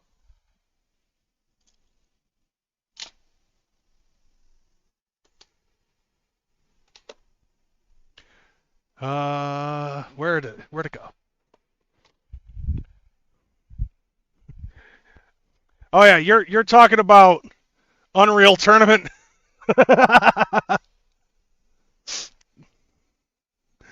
Yeah, definitely down with Unreal Tournament. And then of course there is Quake that I fucking mentioned earlier. And somewhere in this mess, you know, before Quake even, you know, was Doom and Wolfenstein 3D. And the only thing that has eluded me so far in terms of fucking classic first-person shooters and war games that I actually give a fuck about is Duke Nukem. Of course, Duke Nukem also somehow figured out how to get its way onto the fucking Gamecom. I actually saw that it was available. But anyway, let's finish watching this video. And it says psychologists see more loneliness in kids now who play online games than compared to us who played side by side, like offline games. That's unfortunate. Yeah, that like that right there is a very unfortunate thing. See, like that's what I'm talking about. Unless that's actually something that I try to indulge in, you know, like try to put into the minds of my kids. Like really, I felt like, okay, you know, like games nowadays are cool, but like take a look at everything else that I fucking have. I have stuff that dates all the way back to the 2600. Like games that came out in the fucking 70s, in the early 80s. Nintendo, Super Nintendo, Sega Genesis. Like I've got a lot of classics and I've got a lot of rare shit. And I told my kids, you know, like I understand that you want to get into gaming and stuff, and trust me when I say gaming is awesome, but you also have to respect the ground in which the fucking foundation of gaming came from. And once you figure that out, if you really want to fucking get on some Xbox shit, if you think, once you start thinking that regular Xbox games are fucking easy to play, I have a challenge for you, kids. Now try to play it using the fucking Duke. I triple dog dare you. Because yeah, I legitimately went out of my way to try to find a Duke controller. And this is the authentic Duke controller too.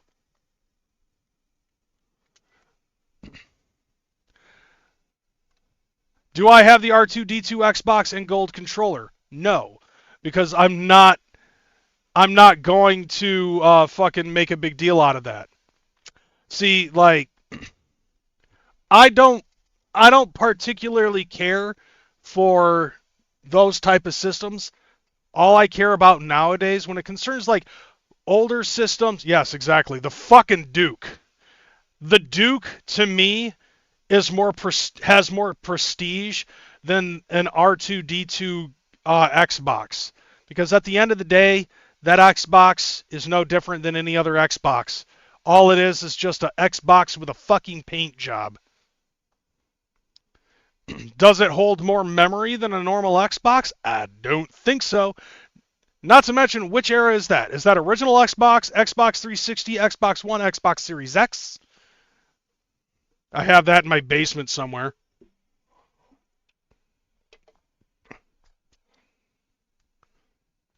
It talks all day long. I would fucking no. Fucking no. Then I would not be down for that. Still no stick drift. Like the dude, fucking. Apparently, I've got stick drift on my fucking PlayStation 5 controllers, and my kids just like, just go out and get a new one. They're like, I could get a can of air for like $5 and get all that taken care of. As far as I'm concerned, to me, it's just a fucking paint job.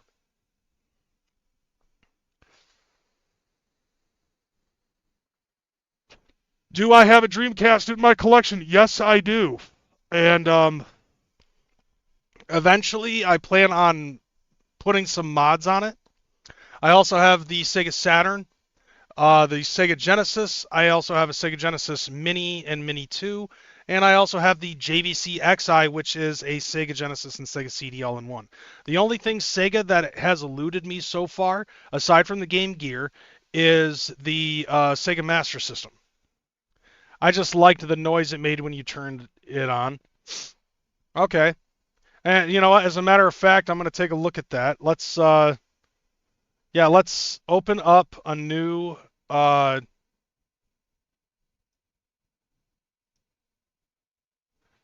let's see. Let's open up a new window.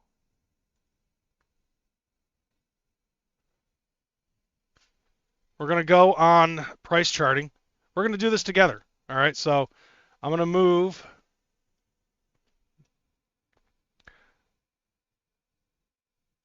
All right, so let me open up this. All right, so let's do this together.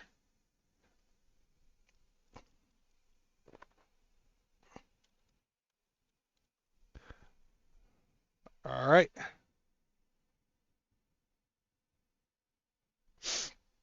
Okay, so we have the Xbox 360. There's the Halo Reach Edition. Call of Duty. Now you said that it was R2-D2 and okay, so that would be the Star Wars Kinect console. There it is. Yep. So as of right now, complete in box, that is worth $322.94.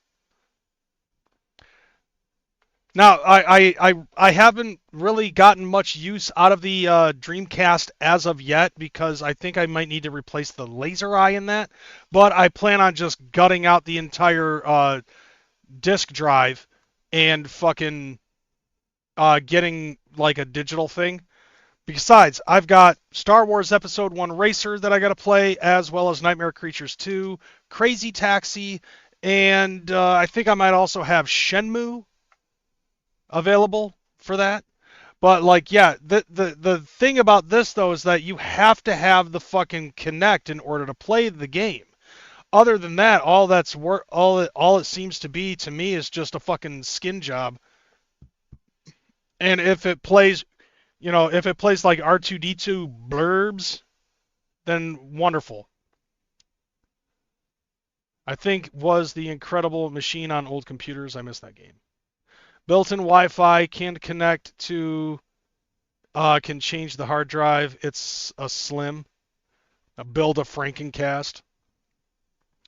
I mean, basically, like as of right now, I do have I have some plans with the Sega Dreamcast. First and foremost, swapping out the disk drive for an SD card reader. And then I'll be able to play games on that, which will decrease loading time. Another thing that they actually have the capability of is to have Bluetooth compatible controllers. That requires one of two things.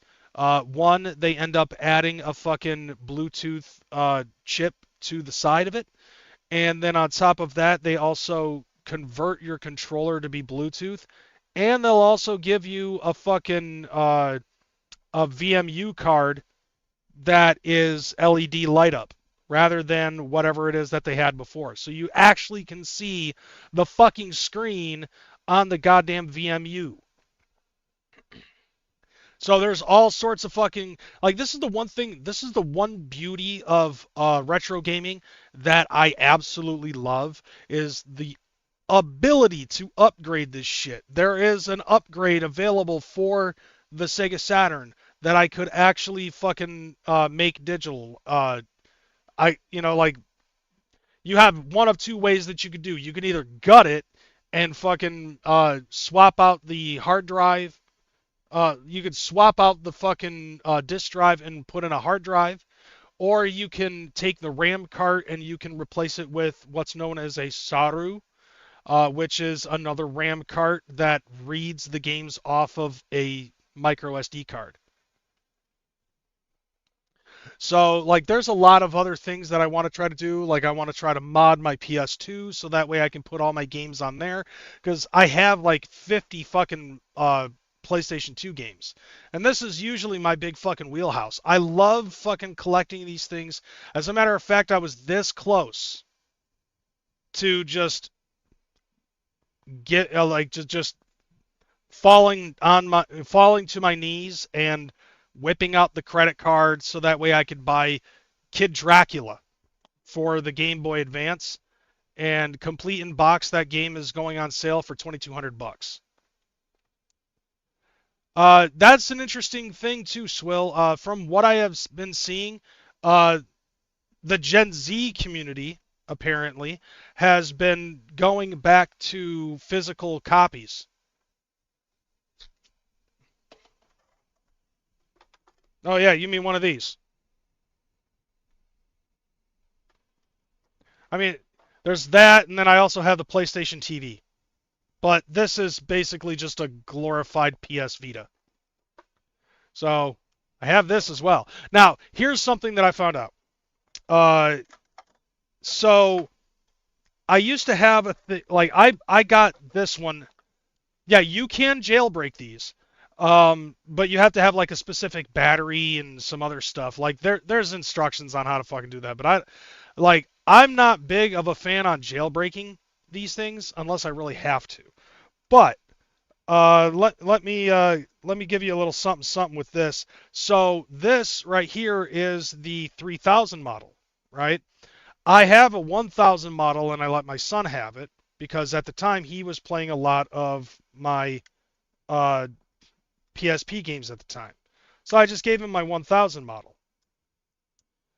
And the reason being is because if you look right here, there's this little headphone jack spot, and there's like that little spot right next to it. Third-party companies actually have a thing where you can plug this, you can plug something in here, and you can plug in via HDMI to your television. So whatever is displaying on the PSP, you could actually display it on the TV. It's from the company Hyperkin.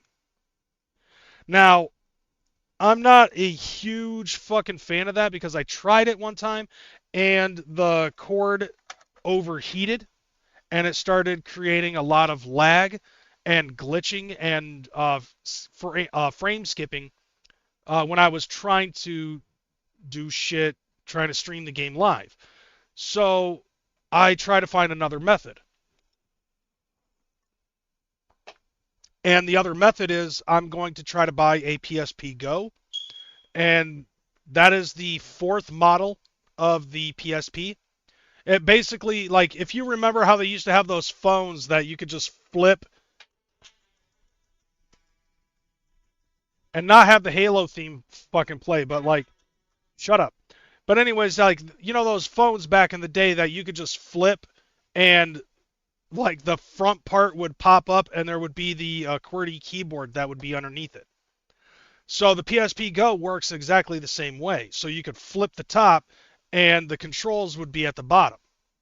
Well, I found out that that actually had what's known, a docking station, very similar to that of the Switch and the Switch 2.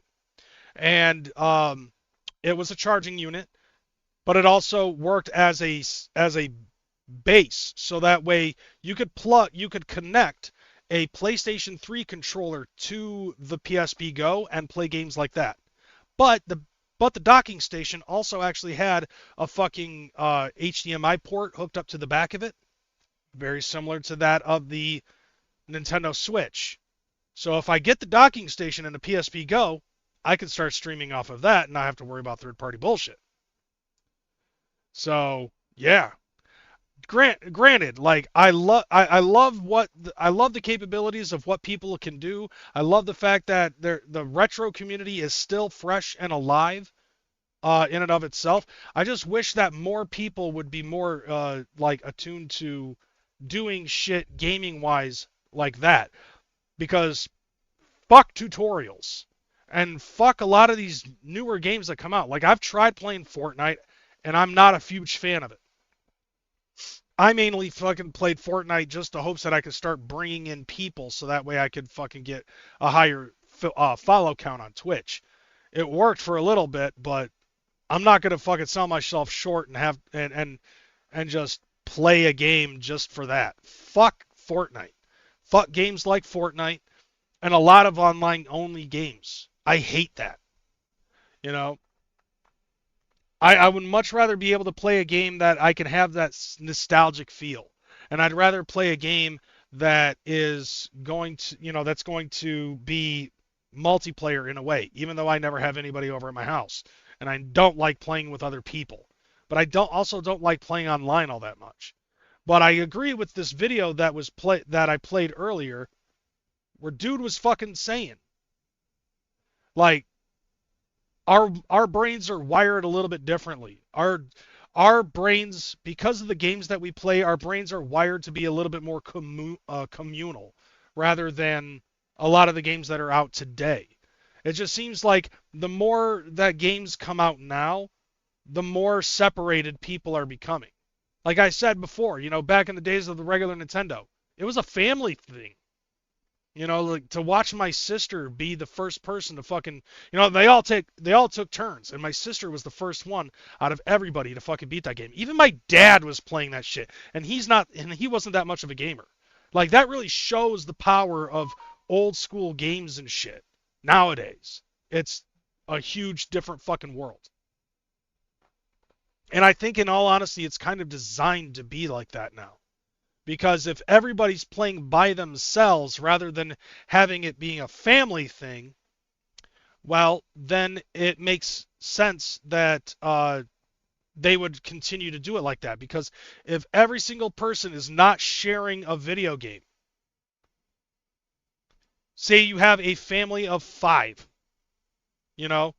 and 3 of them are gamers, and they all play the same games, well, then that's going to be at least that can possibly be 3 fucking copies of a video game that's going to be sold. The same thing with the Nintendo Switch. The Nintendo Switch and the Switch 2 both have the capabilities to either be fucking a console or handheld. But guaranteed that there can be at least, if every fucking person, had a fucking copy, had like a Switch or a Switch 2, there's at least going to be one of each in almost every household for gamers. You know, like I ended up having the Switch. I got the Switch 2. I gave the Switch to my daughter. And my daughter has the capability to still play games on my own, you know, like from my collection. And like I could have the Switch and the Switch 2 hooked up to my TV, and she could have her own Switch, and my son could have his own Switch. You know, and if my mom was still interested in gaming, which she never was, but she was like, I have to be somebody in this family to beat a fucking Mario game, and she beat Dr. Mario. But if she was actually a gamer, if my stepdad was a gamer, they'd each have their own Nintendo Switch. That's 5 fucking Nintendo Switches in one household. Like, Nintendo kind of fucking broke the barrier with that. And then we all end up having our own fucking collections of games and shit, which would probably end up going to me anyways because I'm the biggest gamer. But I'm rambling at this point. So, I am going to get the fuck up out of here, and I will be back next week. I know that we didn't talk politics, but as I've been saying, I've been wanting to fucking get out of that. To just, you know, because I don't feel like that it's an interest of mine, but it doesn't necessarily have to be an interest of yours. You know what I mean? You guys already know where I stand on politics. So let's try to make things a little bit more fun with stupid shit. All right, I'm out of here. You guys have a good one. I'll see you next week. Deuces. Where's the end button?